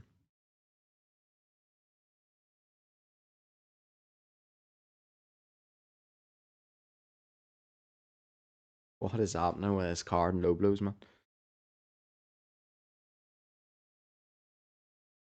Interesting tactic right here from Moralo. What am I saying? Let me. I definitely like. I haven't seen anyone throw up from a low blow. That was the first with Garbrandt. I haven't seen anyone try that one either. I'll be completely honest. Um, in my opinion, the technique he just used would probably make it worse. No, what is this guy doing?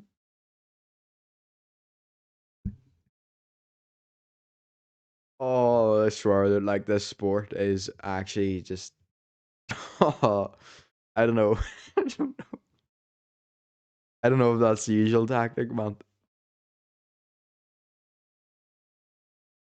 Or not. Shake it off way of finding out. There's a 1-2 from the Ritter. There's a nice straight left from Baralho as well. Nice outside low kick from Baralho as well as he got the Ritter felt that one. You tell. Lifted his leg a bit. There's a nice straight left from Baralho again. Yeah, I don't know, man. Crazy way of trying to shake off. Literally trying to shake off the low blow. Nice jab to the body from Baralho. That was good head movement. Straight to the body. The Rider goes to that overhand now though and catches him in a left hook on the outside as well. These guys are both southpaws again.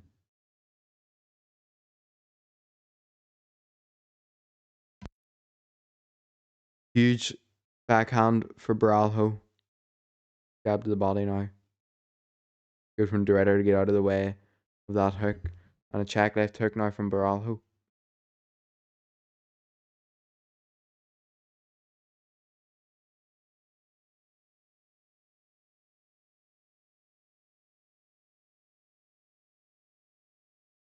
Is your right hand over or left hand over the top from Baralho? Blood of the nose of Baralho though.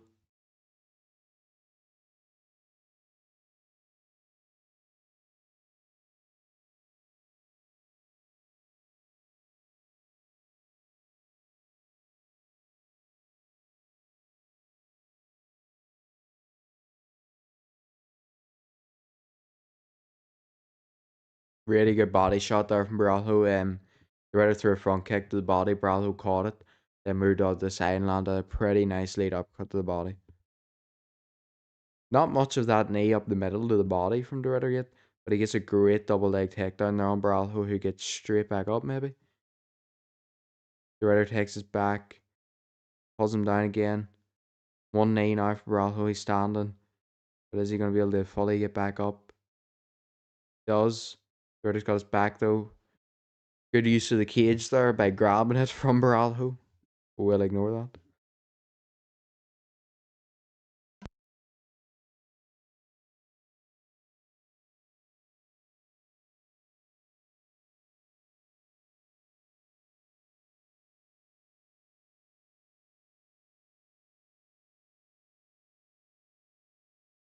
Baralho trying to break the hands of the Ritter here.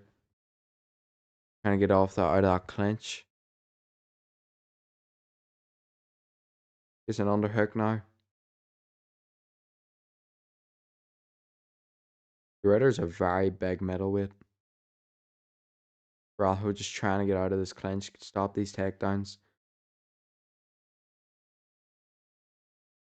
The Ritter going for the double leg again. Single leg now, the left. Gets the single leg, doesn't get the left. Good reversal from Baralho though to end up his back. And great from the Ritter to end up straight back on the single leg. There's a nice elbow from Baralho. I think that's his round. I don't know. Close one.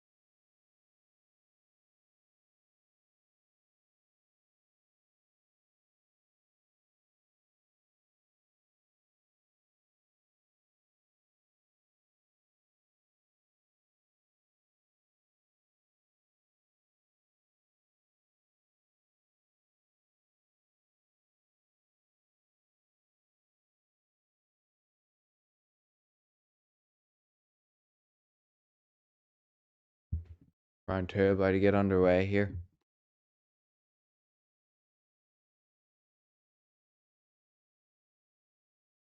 Round two underway.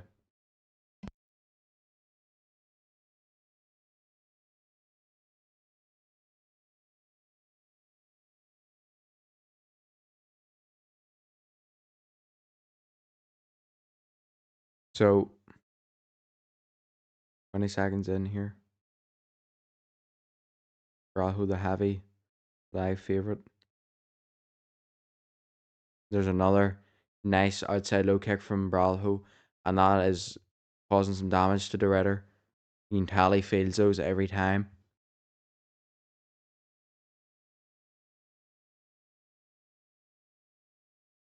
You know, I'd said, should Alex Pereira win the fight? And we figure out there's a nice 1-2 from Baralho again.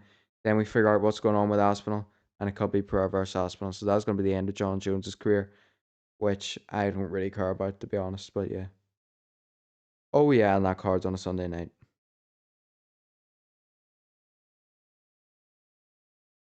Is it? I think so. Good work again though from Baralho.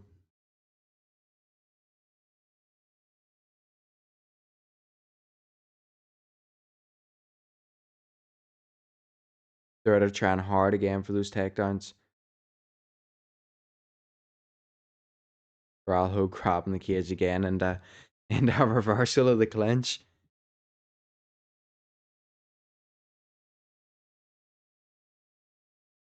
Here's a here, like see the thing with cage grabs. It was not like an eye poke or a low blow, in my opinion, because like it in everyday natural life,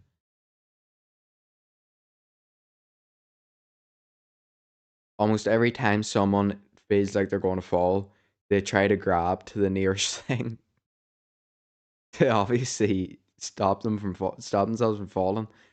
So if you're a fighter and you feel yourself about to fall, and there's a very convenient cage right there that is very useful for grabbing, um, that usually will be something that'll probably be an instinct, as the Ritter still works for the clinch here or for the takedown here. Sorry.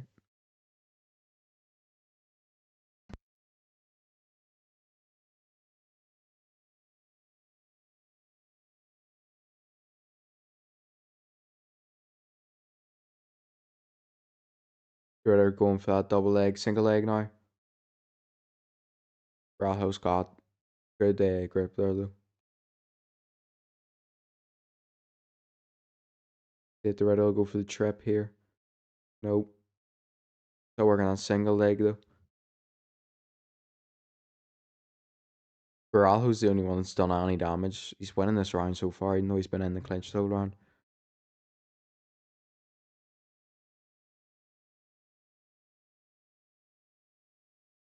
And they finally break that clinch. Baralho has his hands down. Walking forward as he lands another outside low kick. That lead leg of the Ritter is probably feeling a bit of damage now as he lands that jab to the body again. Baralho, there's a nice 1-1-2 from Drew Ritter, who looks a bit fatigued.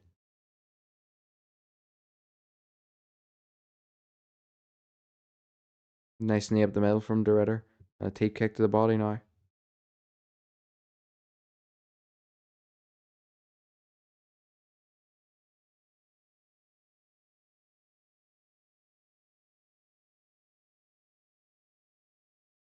The Ritter misses the 1-2. Nice outside low kick again from Baralho and that jab to the body. Landing clean alongside it. There's a right hand or left hand over from the Ritter.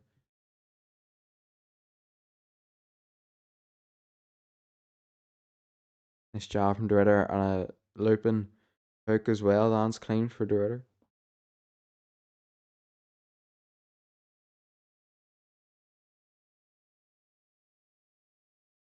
.30 seconds left to go.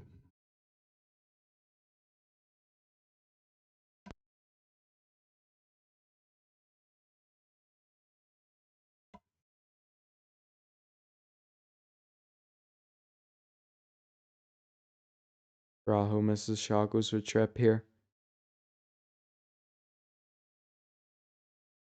Doesn't get it, and that'll be the end of the round. That's the Ritter round in my opinion.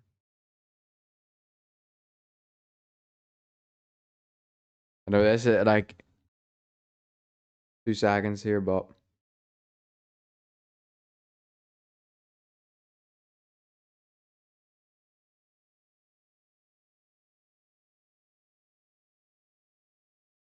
like Dana White said in an interview last year, this would be the best card ever. Like, yeah, I don't know. This definitely isn't the best card I've ever seen, that's for sure.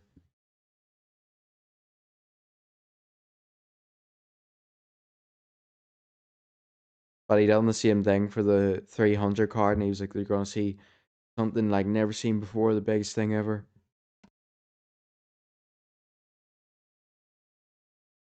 And we got two title fights and a solid card, but it's not the best thing we've ever seen, obviously. Round 3 underway. Bad on the round timer. Rahu comes out swinging.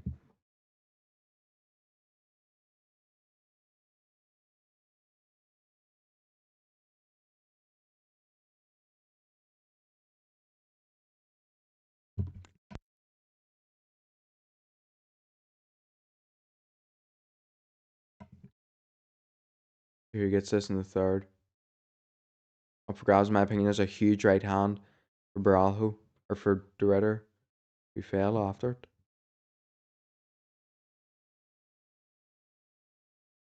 There's that knee now from the Ritter. Heck down though from Baralho.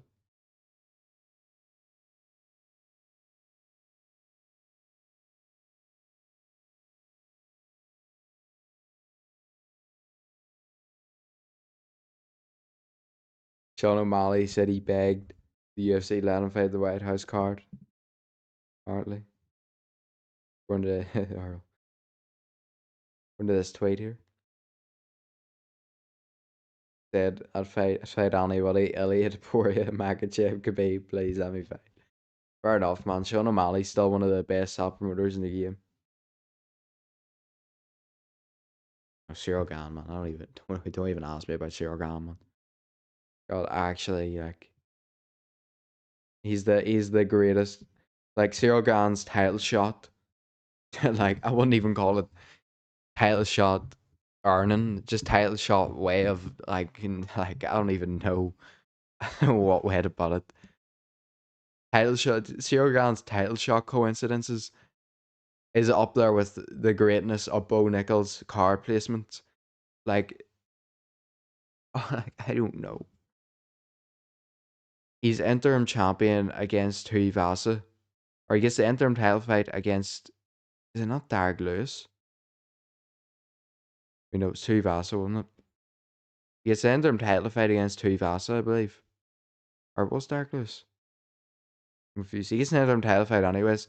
Loses to Ngannou in the title fight. Gets another interim title fight here. Lost to Tom Aspinall in the full title fight. And he cheated his way to this one. Like, he literally, if, put it this way, if Cyril Gane did not eye poke Tom Aspinall, and you consider that Tom Aspinall, or you just believe that Tom Aspinall knocked him out in that fight later, theoretically, we would have had Aspinall versus Pereira, probably main event, the White House card for the full UFC heavyweight title. But that's obviously not what we end up with. Cyril Gane finds his way back into another title shot.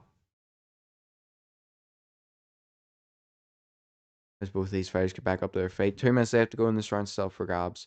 There's a good bit of control time there for Araujo.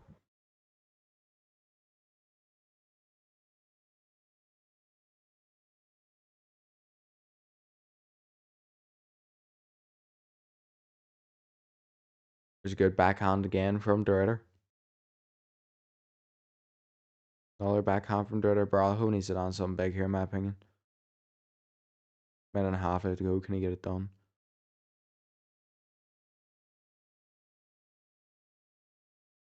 Back that outside low kick there. The double jab from Dorita. Both equal on significant strikes, 46 each. As Dorita's putting on the pressure now.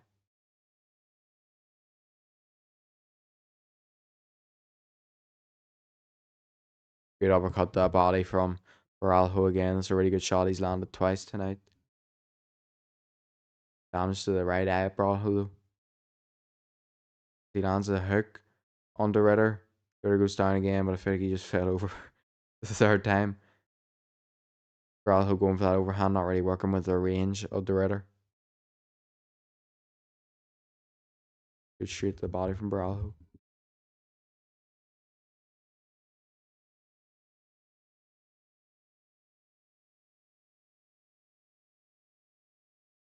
Outside low kick again from Araujo. There's a hook from Araujo now. A really close round. 15 seconds, 10 seconds left to go. What can we do here? Nice body kick from Araujo. Good. Oh, never mind. Head kick miss for the Ritter. Araujo throw something, mate.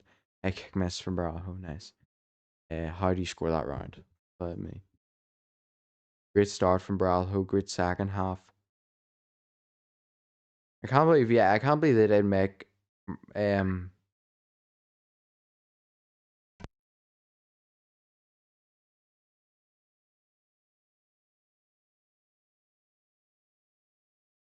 yeah,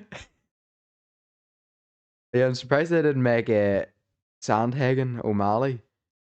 But Kyle Doggins puts a tweet out there responding to the White House card announcement. I think it's a I think it's from a meme back in the day.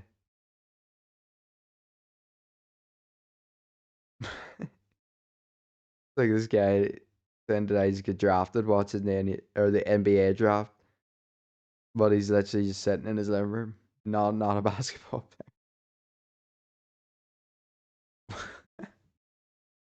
What a tweet from Kyle Dawkins, man.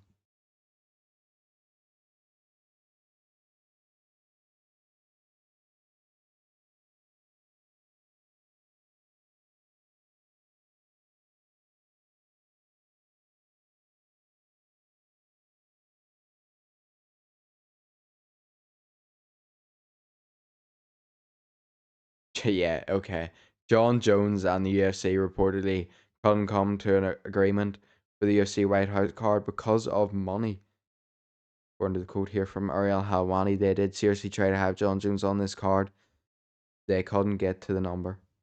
Now, the number would have been around that 30 million mark, probably, that he was getting to fight Aspinall, but didn't take because he was scared, let's be honest.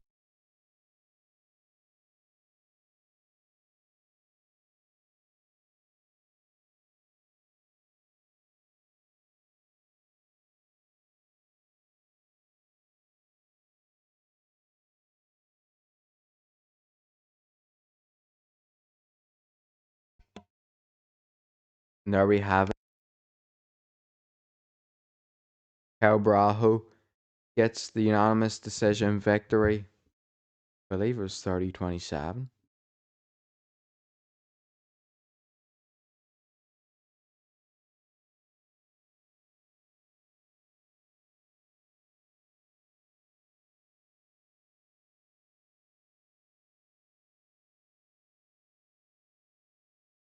Yeah, unanimous decision.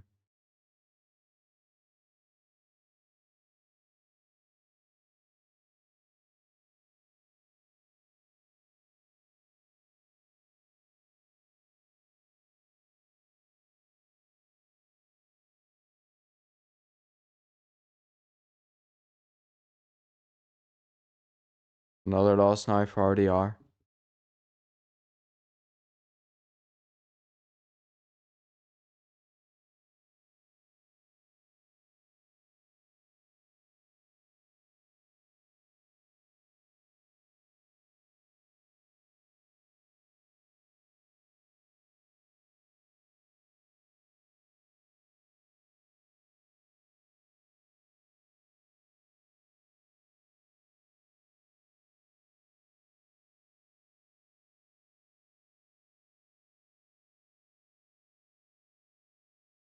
And August.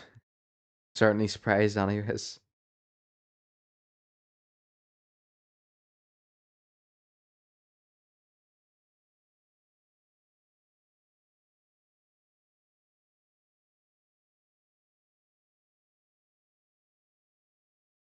Awani says he doesn't think John was the fight that fell through. Yeah, see what I mean? Like, Dana White says the White House card will be the sphere on steroids.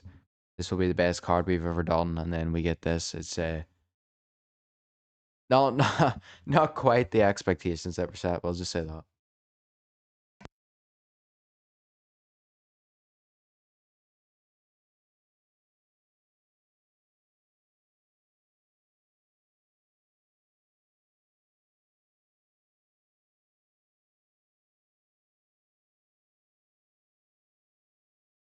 I just love how scared John Jones is of fights, man. Let's be honest here. Like, couldn't come to an agreement for what? Like,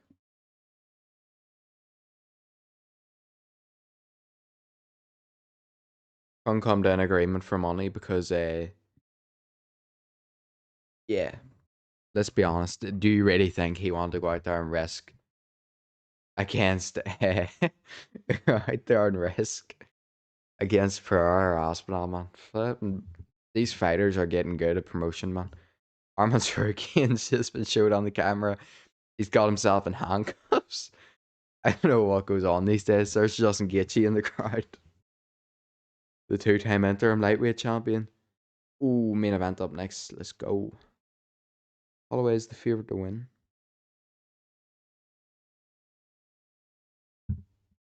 This fight is also expected to not go the distance.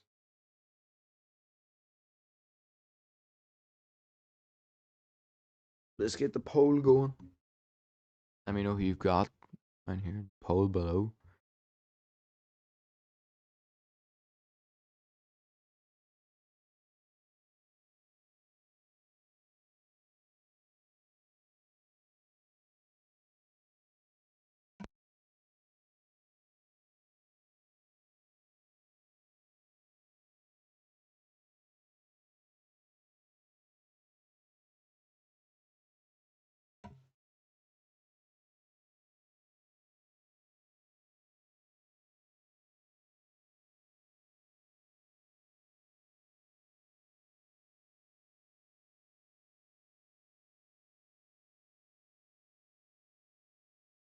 Let's go if you're in the chat. Right now, we just put the poll out, voted up. Let me know who you got. In the main event coming up right now.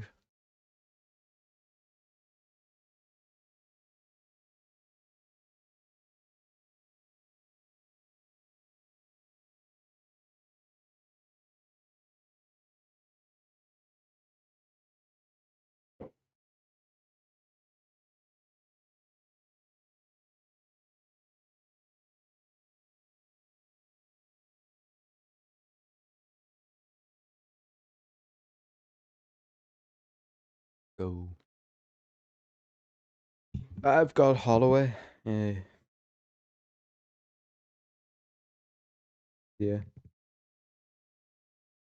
Let me know who you got.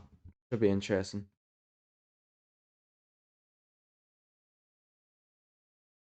World chill.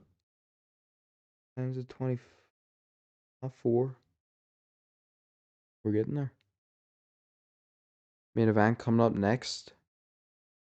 I do think the speed, the power of Max Holloway will be enough to overcome the Bronx, Charles Oliveira, but obviously we all know that submission game, Charles Oliveira, and his own power and toughness is not to be underestimated in this very close fight. One thing that I am going to mention here, by the way, that all credit to the UFC, finally, they're giving us some good promotion in terms of fight posters, in terms of general promotion, these trailers, these promo trailers here, you know, even like a graphic that was released yesterday, just showing like I guess it just had like a photo of the fighters from the main and co-main and their names, and it was just it was something simple, but it helps a lot when you take into consideration the lack of promotion there was sort of in the ESPNR. So the UFC Paramount, they seem to be the perfect motivation for the team over the UFC to get more stuff done, and hopefully they keep that motivation and they keep it going. Obviously, as we know, Charles Oliveira, the most finishes in UFC history, the most submissions in UFC history as well, I believe.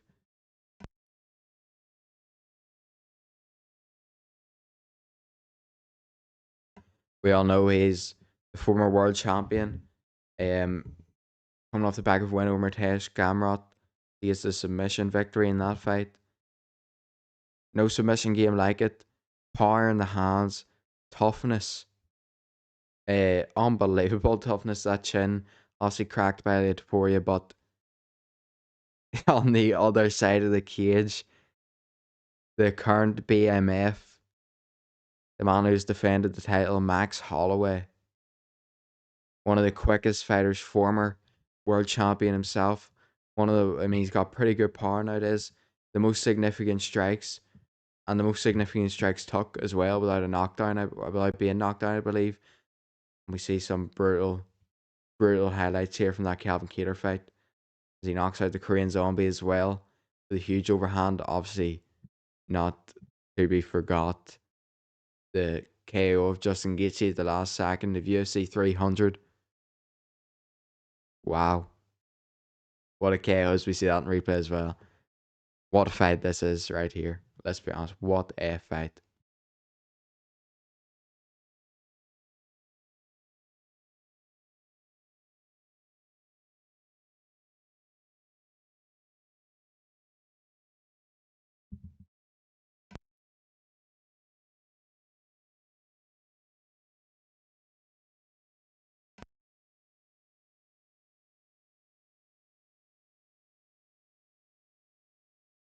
Holloway had been in the UFC from he was 19. I mean, the first time these two fought, they were so young. Obviously, Oliveira goes down with I believe it was confirmed to be an esophagus injury in that fight. And yeah, I mean, Oliveira is severely evolved. Max Holloway is also evolved in terms of his skill set, his power. Yeah, obviously his caliber of fighting.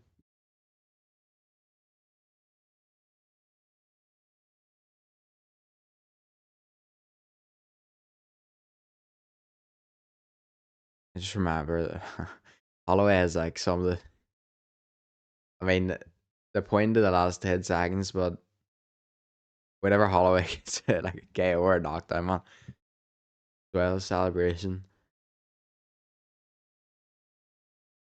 But time you get, any time you slack in there, Charles Oliveira can catch you with the power in his hands as well. You know, kind of a perfect example of it. Striking a Max Holloway is insane. But the perfect example of it is in their fight, is in the first Michael Chandler Oliveira fight for the lightweight title. Whenever Chandler threw the same punch that Oliveira did, but then bring his hand back, Oliveira did, and he caught him with that shot.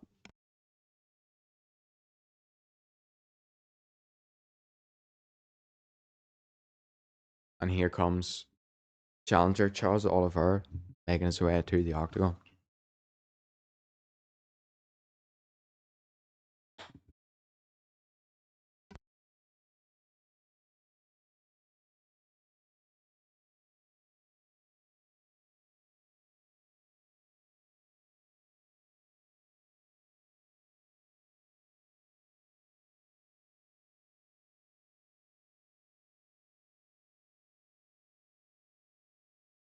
Sao Paulo, Brazil, sixth most fights in UFC history, tied six. And I believe that said he had 36 fights. Champ has a name right now. It may not be Charles Oliveira, but maybe it will be in 25 minutes. The Bronx, Charles Oliveira.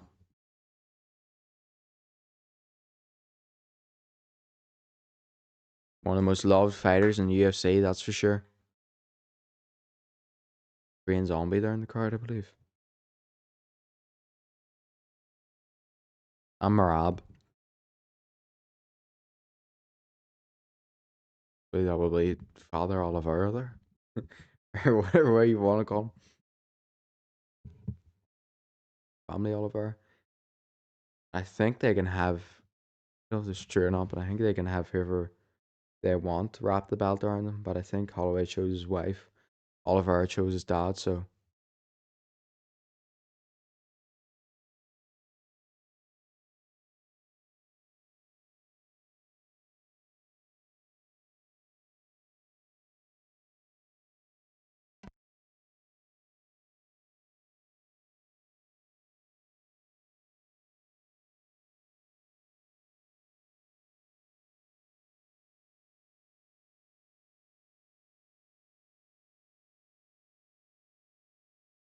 who we got?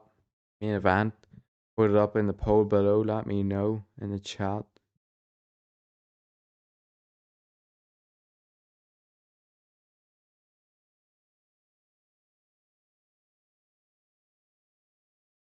McGregor is still tweeting about the White House card, so maybe he still thinks he can get on there. Honestly, they should have just ran Bo Nickel against Kobe Covington. What are we doing? A White House card with no Kobe Covington? A White House card with no Derek Lewis, man?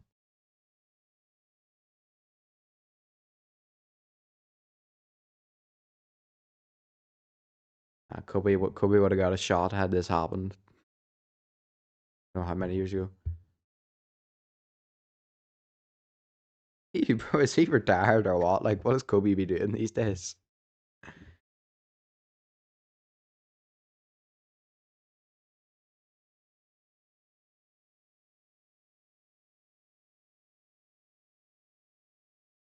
Oliver in the octagon right now, by the way.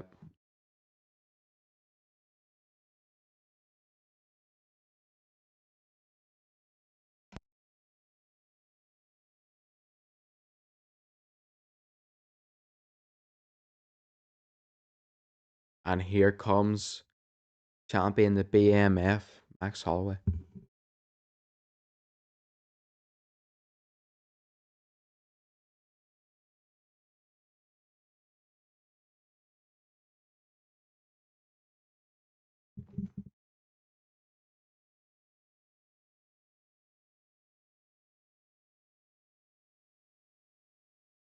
Definitely hyped to see Holloway fight, to say the least.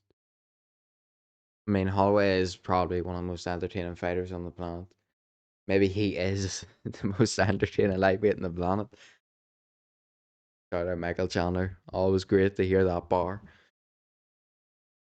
That's the that's, obviously it didn't happen last time with the Pimlet loss, but like every time before, Chandler could literally just lose and it would be a great fight.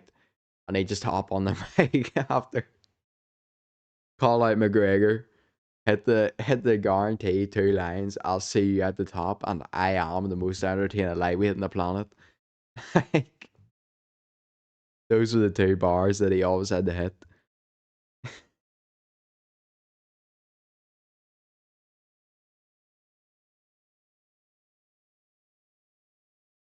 Chandler called McGregor out on everything, bro. He called him out in the WWE broadcast and everything.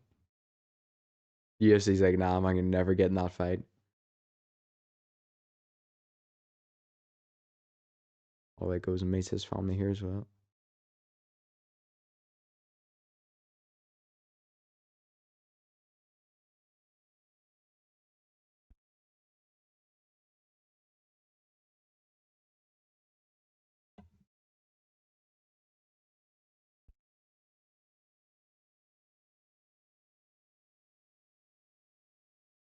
Former UFC featherweight champion, most wins and finishes in the UFC featherweight history, and most significant strikes in UFC history, coming in at 3,655. And that is, funny enough, a significant gap between him and his second place, which I believe is Sean Strickland, at around the lower end of 2000.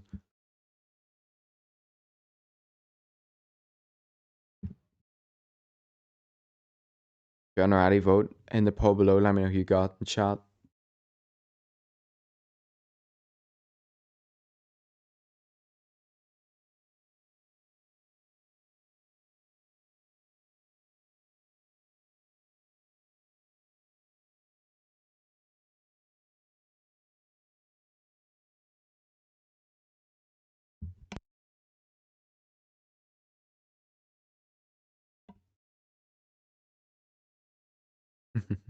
I hope we get another point to the ground. If we get to that point, I predicted we don't, but who knows, maybe we will. As Holloway jumps off the cage.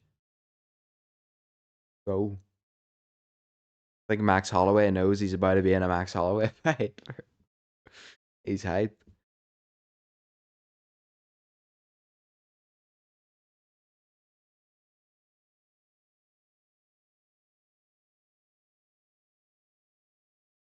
Must be nerve wracking to be a coach. Like, you're just sitting there hoping you got it right. 34 for Holloway, 36 for Oliveira.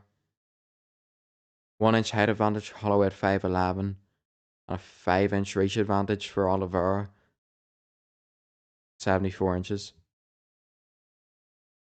Oliveira has the most pro fights and UFC appearances on the card. Two veterans of the sport. I'm sure Sans once again here. We get the official introduction for this one.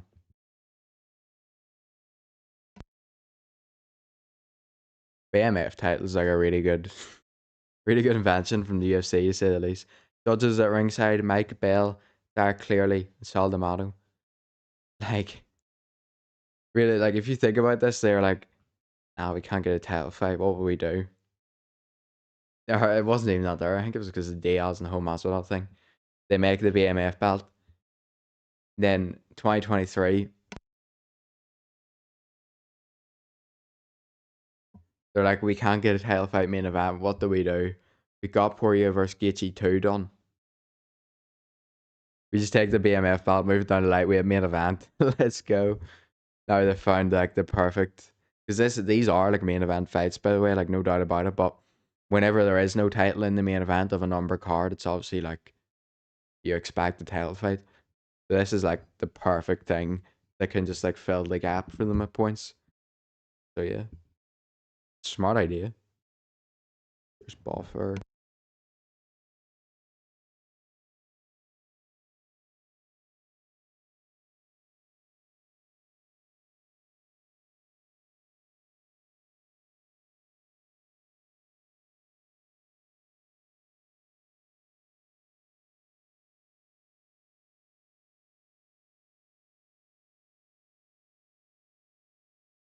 Charles de Bronx. Oliveira, 36-11, one no contest. 5 foot 10, 156 pounds, fighting out of Sao Paulo, Brazil. What a fighter.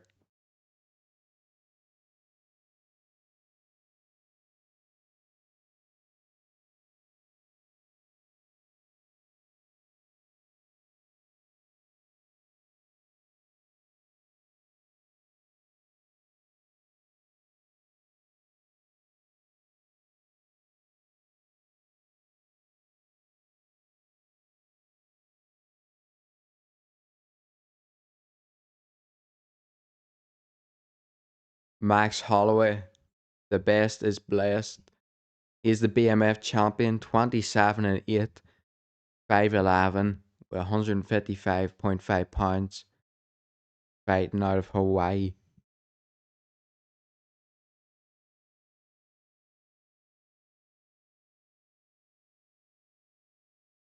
Ready to go.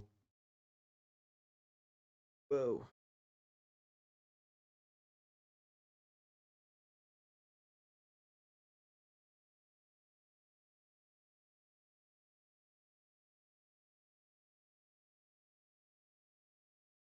Must be some introduction he's getting here. At UFC, it belongs to the baddest. Nick Diaz tweet. Quote tweeting. Something the UFC posted about him earlier in the day or the week. Referee for this bout, Mark Goddard.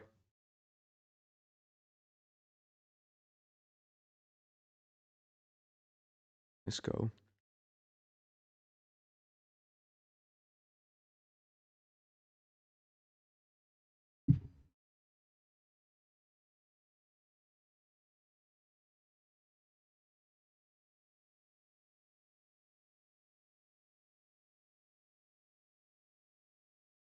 Round one underway.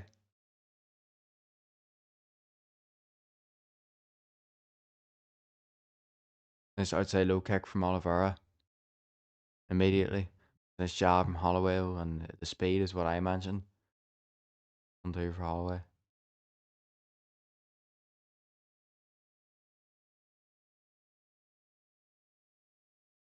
Double jab right hand for Holloway. Oliveira lands a nice hook though, and that one might have hurt Holloway. Nice right hook again from Oliveira, who slams Max Holloway down. What a takedown from Charles Oliveira. Dangerous position for Holloway already.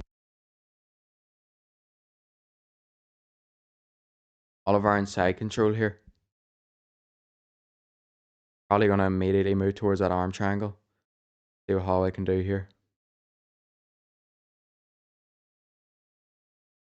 This is the first time he's been in a grappling exchange up a lightweight. Let's see what he can do against, I suppose, the bigger fighter, or the bigger man that's used to being at this weight class. Obviously, didn't face too much submission threats or wrestling against Taporia or Gaethje. He's trying to build his way back up here, but there's some nice elbows from Oliver as he gets back into side control.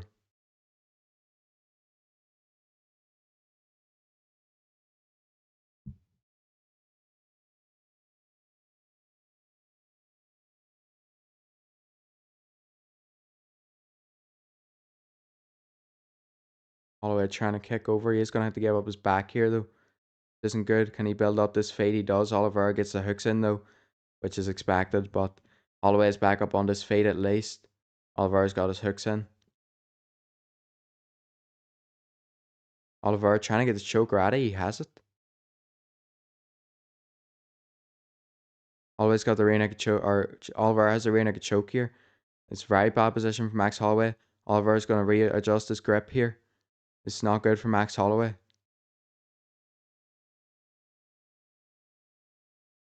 Gets the grip off again, and Holloway gets out of it. Oliver going for the other side now. Holloway fighting that choke.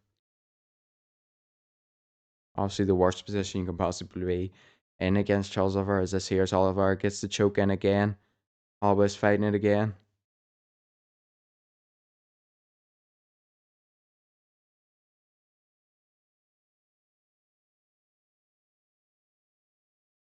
Some anticipation here.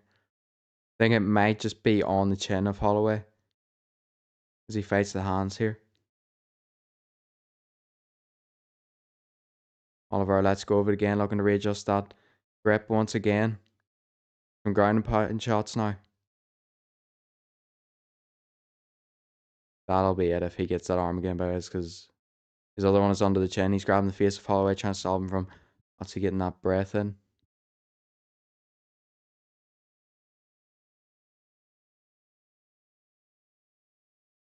Oliveira going for that choke again.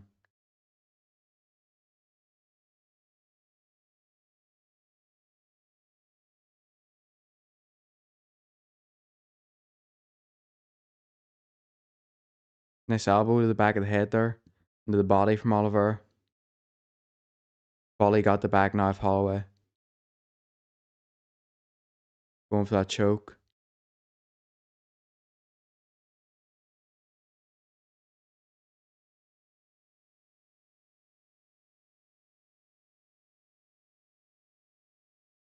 Holloway trying to do what he can. Supposed to avoid the choke and to get back up to your feet are two different tasks as Oliveira switches from the hooks to the body triangle now. A minute left to go. Can he get that choke? He's going to get it again here, is he? Oliver or Holloway doing a good job to turn his head to the side, go along with the crank of Oliver as he pushes the choke up off his face. Good work from Holloway.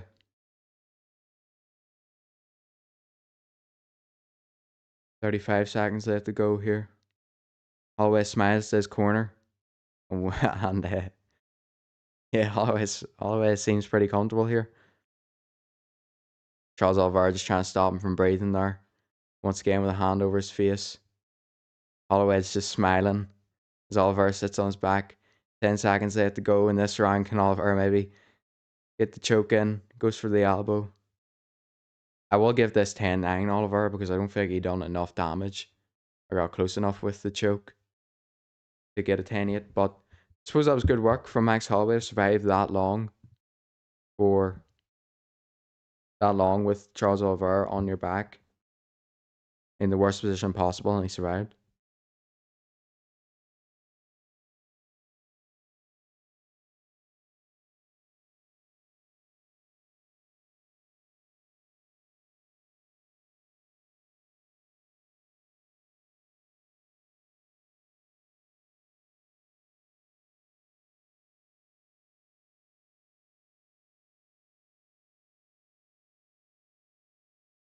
These guys all dorks fighting for my belt. You're welcome, says Nate Diaz.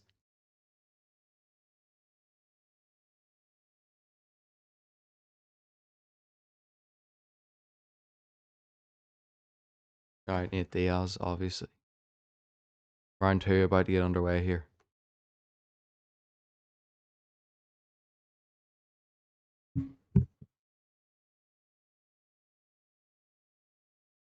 Let's go, round two underway.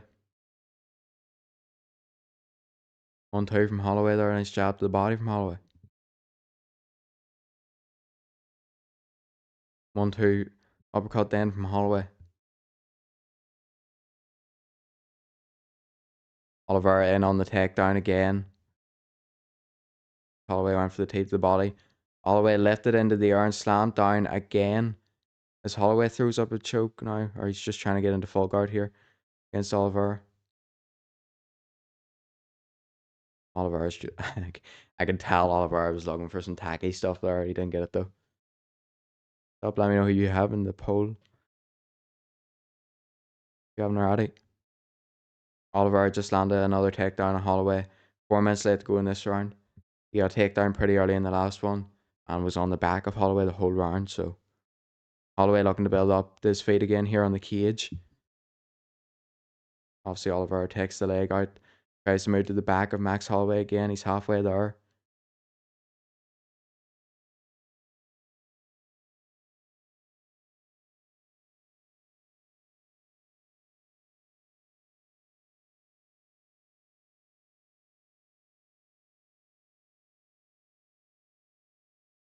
Oliveira going for an arm triangle now.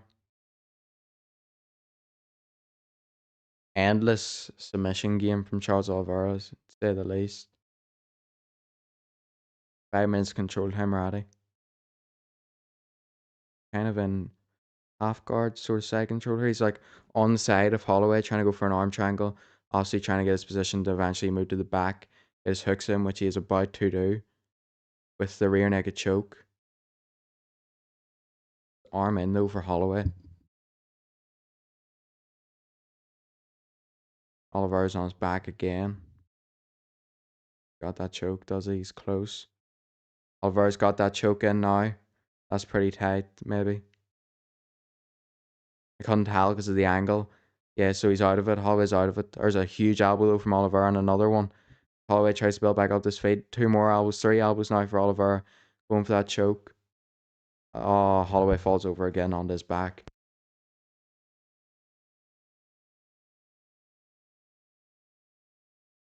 Not a good position for Holloway again here. Body triangle now for Oliveira. Holloway's going to try and roll out of this, but it looks like using the cage maybe. He's probably going to be stuck here for the rest of the round if we're going to be honest. With a grappler like Charles Oliveira, if he doesn't get submitted, he probably just had to stay in this position for the rest of the round. Elbows now from Oliveira. Again. Great weapon used from him. He lands a hard one there in the head. As Holloway just tries to stop that submission threat, obviously, and survive the rest of the round. It's more ground and pound from Charles Oliveira. He's going to move over the mount now. Holloway tries to build his way back up. Oliveira goes for the choke immediately. Great from Holloway to have his head the position to the side there. Obviously, that allows for it to not be body choking him, maybe. Gets out of it again.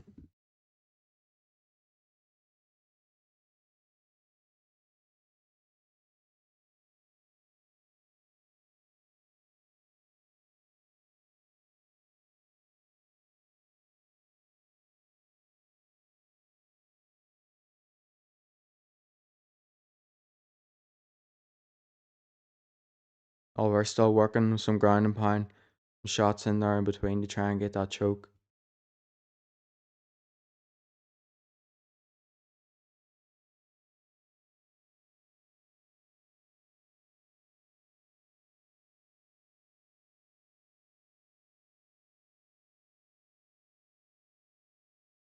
45 seconds left to go. Can Holloway survive the rest of this round? Oliver spent 5 minutes on Holloway's back.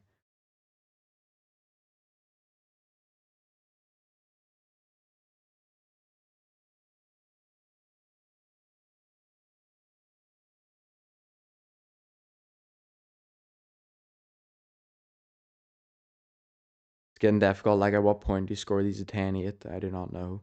But we're getting close to it. Holloway looks built back up. 20 seconds left to go in this round now. Stuck in this position. Like, Nate Diaz is not a big fan. He's calling these guys boring.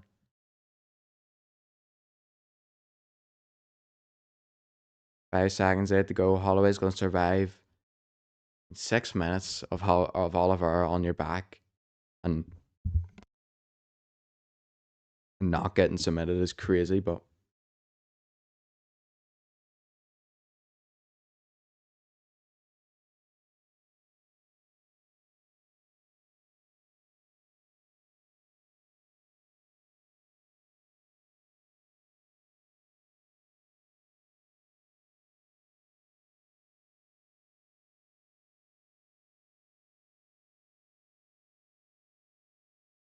oh.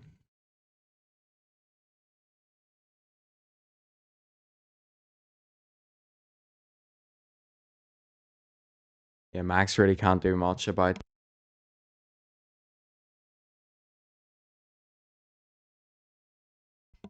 Max really can't do much about that submission game of Oliver, so see if he can make any changes to that in this third round.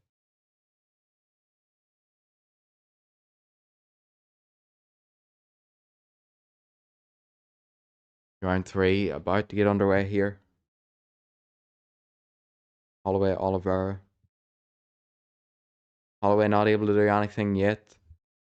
Oliveira goes for a head kick there, doesn't get it. Round three underway. Good hook from Oliveira. He's going for that shot a lot. Obviously, he's got the range on Holloway. Oliveira is just way bigger in there though as well. So there's good overhand from Max Holloway. Job, Holloway. 1-2 to the body now from Oliveira. Oliveira in on the takedown again. Underhook now for Holloway, which is helpful for him. Oliveira going for that trip. He's going to get it. Maybe. No, he doesn't. Good defense from Max Holloway.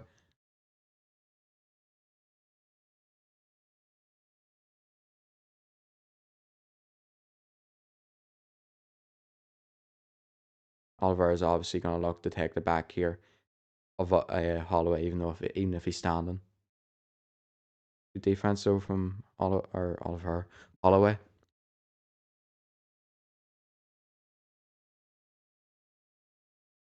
Oliver just trying to lift him and trip him. Doesn't get it. Oliver trying to take the back now. It's the trip into side control now. What a trip from Oliveira. Straight into submission here, I believe, as well. No, just side control for now.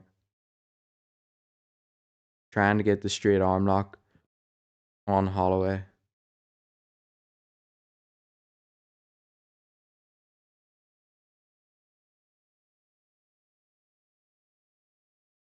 Oliver is just bigger in there than Nightman, stronger.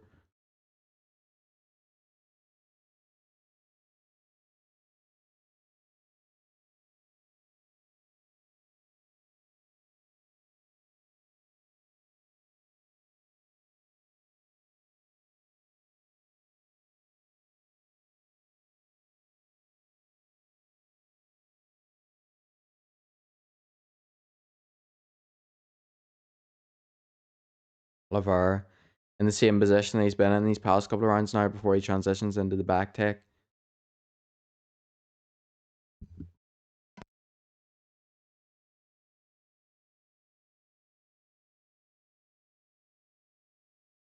Mounted though now, Oliver.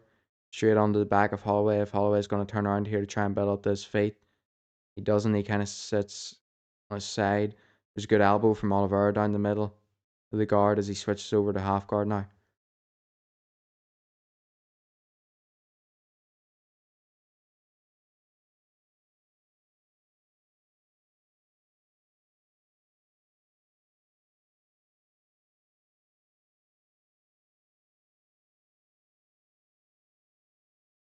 It's the worst possible fight for Max Holloway so far. He put up more resistance this time around to takedown, but it still happened the same way. Strength of Oliver has overcome Holloway in there.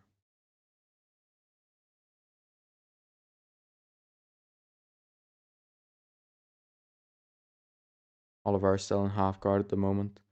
Holloway's really just holding him, holding that head down, trying to stop him obviously from progressing position into side control or into eventually taking the back, obviously.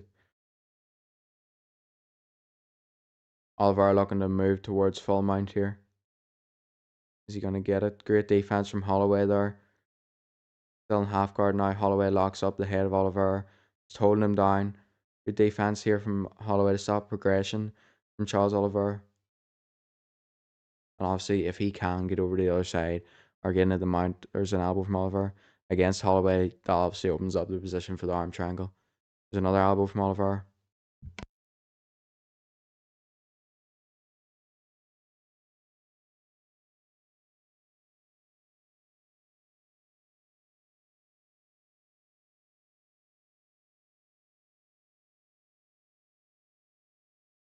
30 seconds out to go in this round. Can Oliver go for the finish? Can Holloway get up and maybe land a significant strike?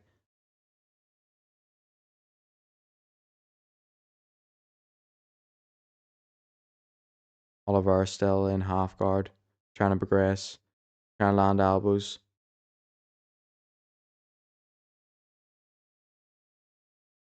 This is like DDP against Hamzat. Huge elbows now from Oliver, and the round ends. Another 10-9 Oliver.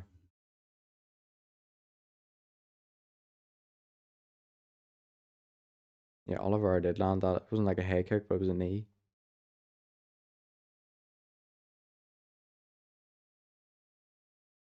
Literally just like traps him, throws him over for the takedown.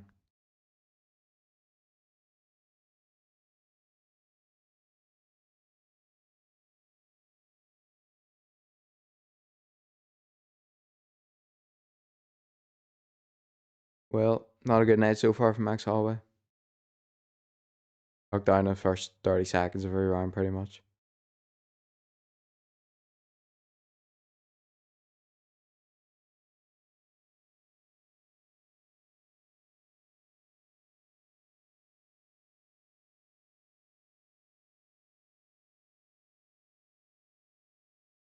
Round 4 about to get underway here.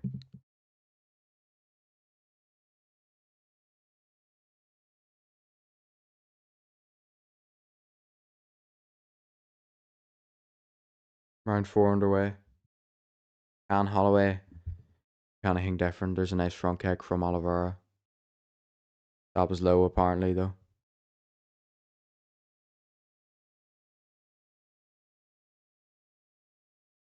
Holloway does not want to take the time out. Go straight back to work. Here's a nice outside low kick from Oliveira.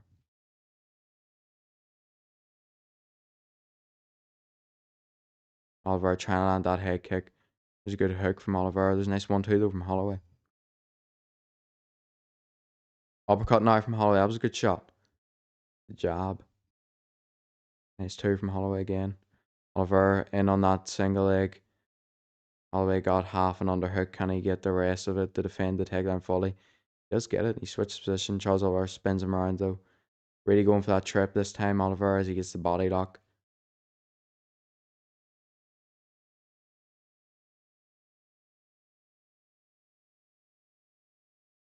Oliveira going for the trip again.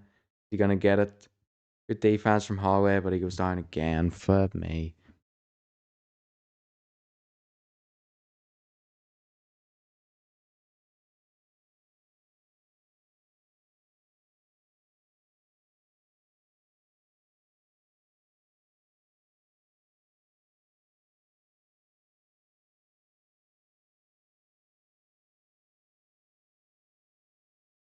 Oliveira's got 2 out of 3 of his last takedown attempts, but he's pretty much held Holloway in the round for the rest of the round on them, so that doesn't really matter, does it?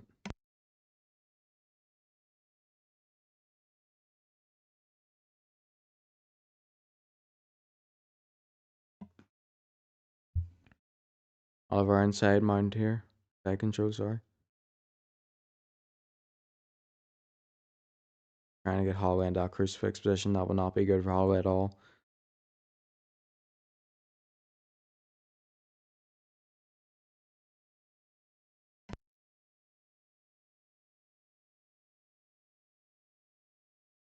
Holloway trying to roll over using the cage.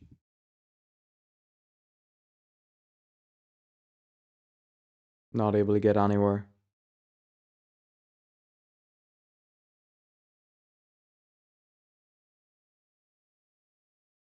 Oliveira looking to move towards that arm triangle. Spinning Holloway around now. Holloway needs to watch. If he rolls over in this position, he could end up in a Dars. Still trying to hold Oliveira in that half guard. Great elbow there from Oliveira, and another one. Another elbow now. Holloway gives up his back. Flattened out here. Good elbow from Oliveira. That one was in the back of the head though. And now he's got the body triangle on the back of Max Holloway again for the remaining 2 minutes this round if he does not get the submission. Oliveira's not even holding him in the body triangle now. At that, like he's kicking him at the same time.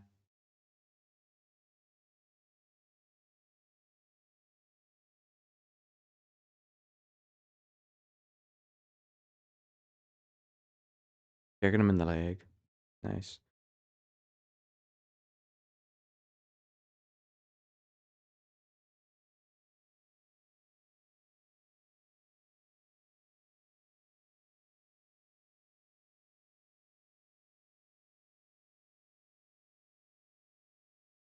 $15 of ground control time now for Oliveira. That is a whole 3-round fight. Max Holloway is going to need an absolute miracle to get to the last 10 seconds around 5 and point to the ground and just pull out an overhand of the from, like, I don't even know.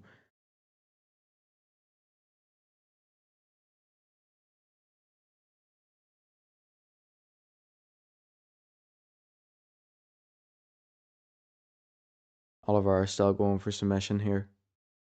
30 seconds left to go in this round. Can Holloway do anything really?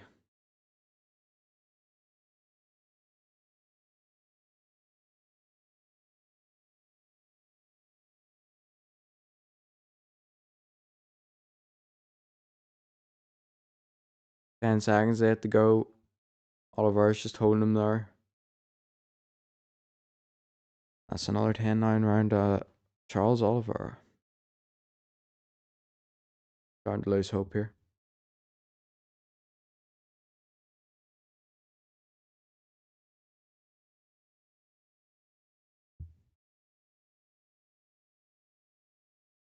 On a positive note, goes spectacular to flipping submission defense from Holloway. Oh, this is not a great fight. Holloway, man, you're gonna need to pull some absolute miracle from nowhere, man. You're gonna need to find that in there. Yeah. Different to the end of round one where Holloway was just smiling anyways. Called Slim Shady corner over here in the Holloway corner, or the Oliveira corner. My pick, man. Ah, come on.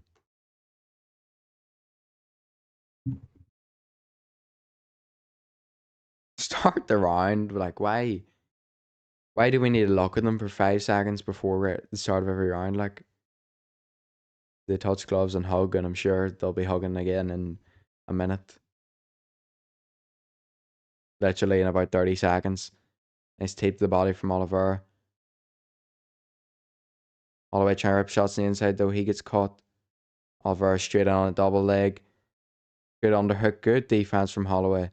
And Oliveira goes to trip. Holloway ends up on top. Huge opportunity for him to land some ground and pound now. Very rare mistake in the grappling department from Charles Oliveira. Holloway in half guard now. This would be crazy if Holloway just ends up on top of him for the next 4 minutes. Like, Oliveira obviously trying to switch over this position, and he's getting close. Just trying to roll Holloway over.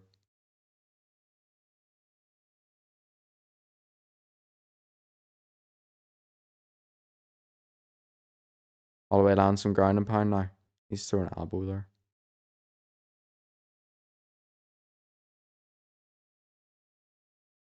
Oliveira trying to get at the single leg and roll it over.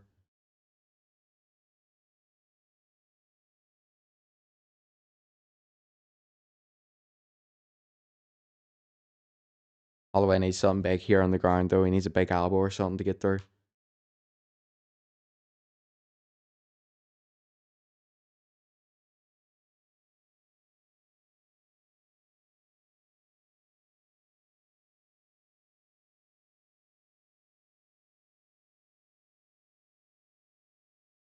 Oliveira's trying to make his way out to the back of Holloway. He's got that leg tied up. Holloway, even from the bottom here. Gives Holloway his position back. Gets his push Holloway off straight onto single leg though. Flip me. Holloway, please defend. Nope, he lets you just tuck down straight away. Oh my, like Oliver needs to go for ground and pound or something here. Like, I don't even care if it's my pick. Give me a finish, like. Not that I want to say Max Holloway get finished, but I need something here. Like, we've been watching this for 5 rounds. There's been pretty much zero striking, like, of significance.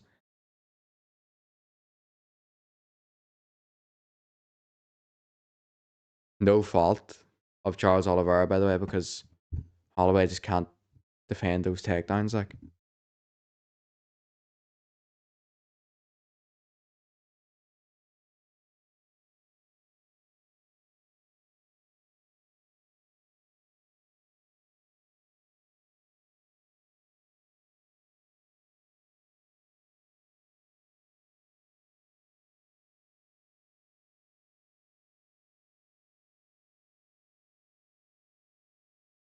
I don't even. I've actually like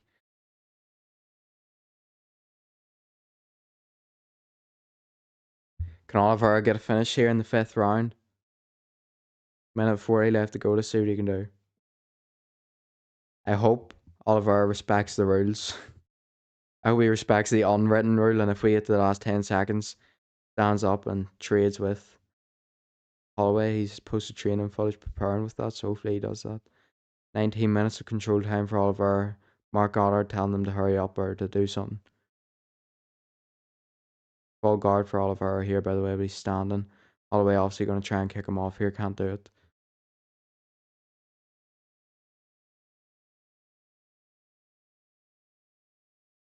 Oliver steps over into half guard now.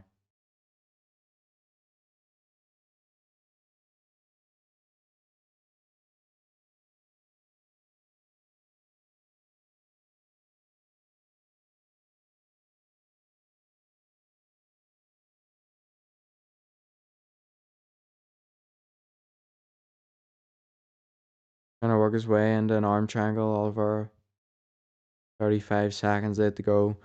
Hopefully 25 seconds left on the floor, and we do see the standing bang.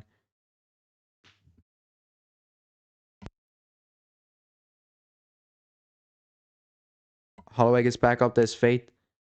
15 seconds left to go. Is Oliveira going to respect it? I think Holloway just said to him, Oliveira's not letting go of the back. Brilliant. Spectacular. Great stuff. Like, great standing bang in the last 10 seconds. Now they're going at it. Point to the ground now. Flipping, let's run it. Holloway gets hurt. Runs forward. Hits in with overhand. Flipping, spectacular, mate. Nice. Love it. Absolutely love it. Oh, I'm losing my mind over here, man. I can't cope with that. Like, no offense. Say what you want. If you act like that's entertaining, you're just doing it for your fighter that you like. I love Oliver, I love Holloway. That just wasn't entertaining. Can we let the man go and shake the hand of Dana White? I'm sure he's not going to go and jump and start throwing hands at people. Actually, stupid stuff like. But me, that's been done once in the history of the sport. Now every security guard has like a problem with it.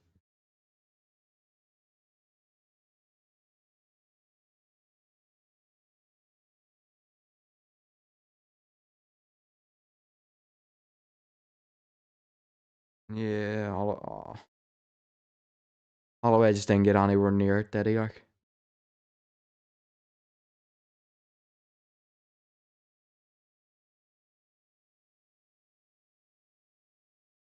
going away.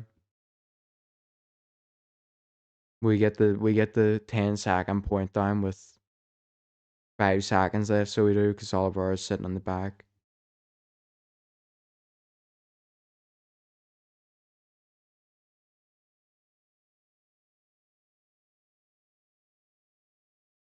I think we can just hurry up and announce this. Like,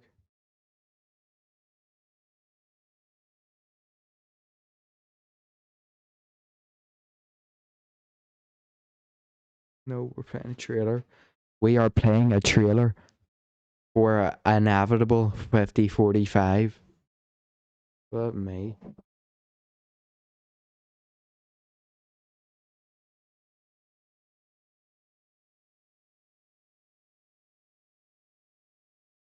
Once again, a positive note. McGregor just tweeted, "Now you elbow the back of his head." What? What is McGregor tweeting?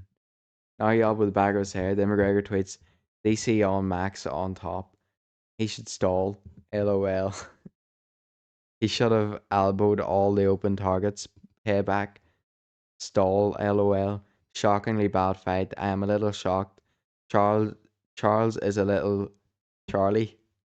Ha ha ha ha. Very bad, Charles. Very bad. Hang your head bad. Good luck. Don't cry in that belt. Then we have again from McGregor, right? Who's the Mac fighting folks? Question mark. Let's get the official decision. Sure, it's inevitable. Sure, like, but sure, whatever. Like, bam in the word sure.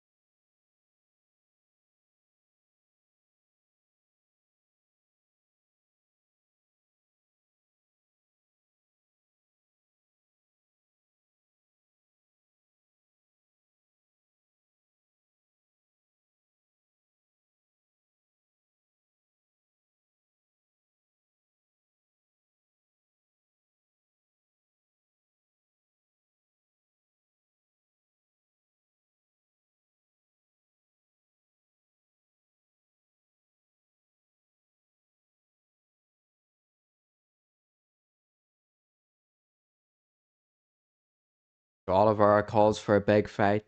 Max Holloway says that he'll see Mr. Oliveira again, and this isn't the last time. He said he's going to come back, whip somebody else, and end up straight back in title contention. That's what I like to see from former BMF and the former UFC featherweight champion. I am on the verge of losing my mind. It is currently 5:23 in the morning, man. Um, we're not done yet. Talk about it for a wee bit, but I'm going to be releasing a video after this. Make sure to come back, check it out. Joe Rogan called the UFC 326 crowd casuals. Look at all these casuals booing. They can't appreciate the grappling of such a master. There's a difference between this is my problem with that take. I can appreciate the level that Charles Oliveira grapples on. Like, I can see that. I appreciated the level of Max Holloway's take, or not takedown, submission defense. But look, this is a BMF title fight. Masvidal, Masvidal, Diaz, war. Poirier, Gaethje 2, war. Holloway, Gaethje, war. Holloway, Poirier, war. That was the complete opposite. And they are casuals. Like, not every fan in the crowd is going to be a hardcore, but just because they boo that there, that's not a casual take. Because I didn't find that entertaining.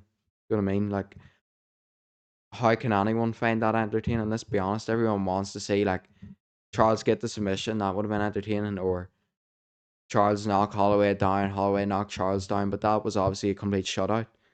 Doesn't mean it had to be entertaining. It's not a bad thing, but you just can't like it. If I was to sit here now and go, that was a really entertaining and an intriguing performance from Charles Oliveira, like, I would be lying to you. It's just the truth. I knew what was going to happen. At a certain point, you know Holloway's not going to submit him, or Holloway's not going to knock him out. Oliveira's not going to submit him. You know what I mean? But yeah, at the same time, run that arm on Sergey and Oliveira rematch. And no BMF title, please. I put out a tweet and I said, yeah, we can maybe scrap that BMF title now. Throw it in the line. At 170 in about 5 years' time, we get McGregor Diaz 3 years on. We can maybe get rid of that belt.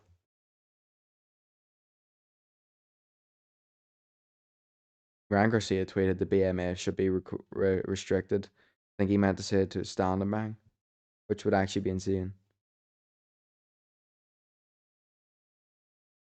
Yeah, Oliver did not stand and bang.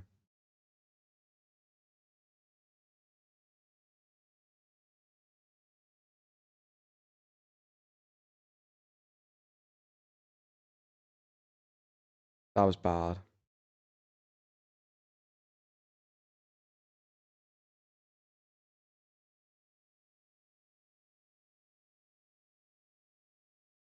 That was like everyone in the UFC fan base loves Holloway, loves Oliveira. Yeah, Hamzat Chimaev tweets, "This was crazy highlight fight." No wonder he thinks that. Um, Pretty much an exact replica of his fight against TDP.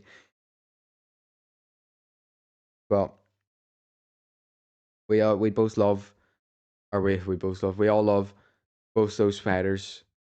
It just wasn't the one. Do you know what I mean? It wasn't entertaining. You just at a point it was entertaining. Like, oh, we got like the trips. It was entertaining at points. Like the takedowns of Oliver were extremely high level, the trips and stuff. But once we got to the point where we kind of knew that Holloway couldn't do anything and Oliver wasn't going to get submission, you gotta love the boxing community just hating on the UFC. Undisputed BMF champion of the world. What does that mean? Well, I think that means that there isn't an interim UFC band or UFC BMF champion. What? He's the undisputed BMF champion because he's the one with the undisputed BMF title. Same way the Zuffa boxing belt's going to be on the line. Like, what are you going to tweet after that? Undisputed Zuffa champion. What does that mean? Stupid question, like.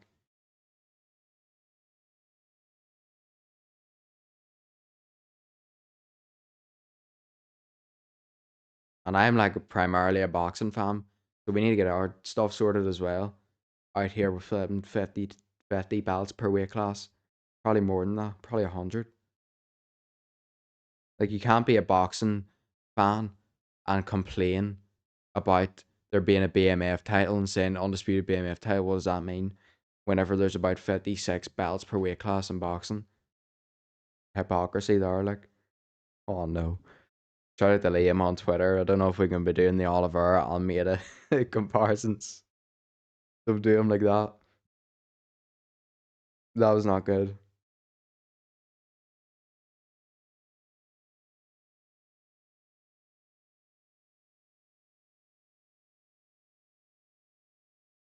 Literally like 2 seconds, 4 seconds left. We get the point down.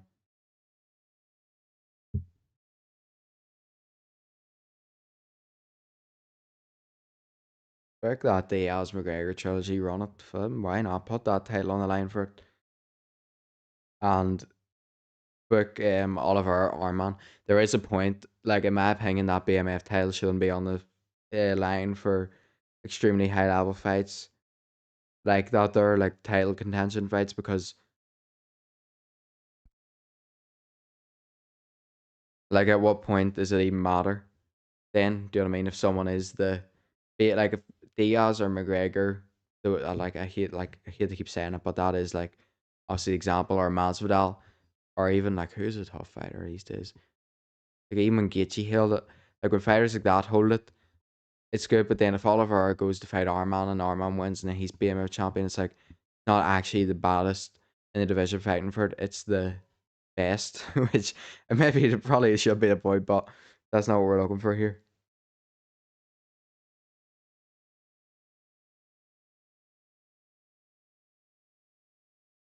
Yeah.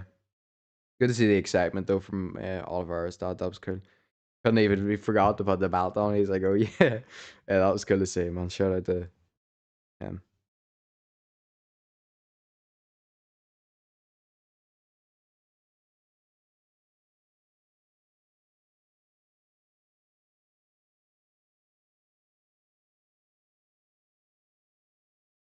I know that's another thing. Like when Joe Rogan says about the casual fans booing, they've paid the amount of money you have to pay now to get to a UFC fight. Pretty sure it's 300 quid for the nosebleeds. UFC London. Kind of have to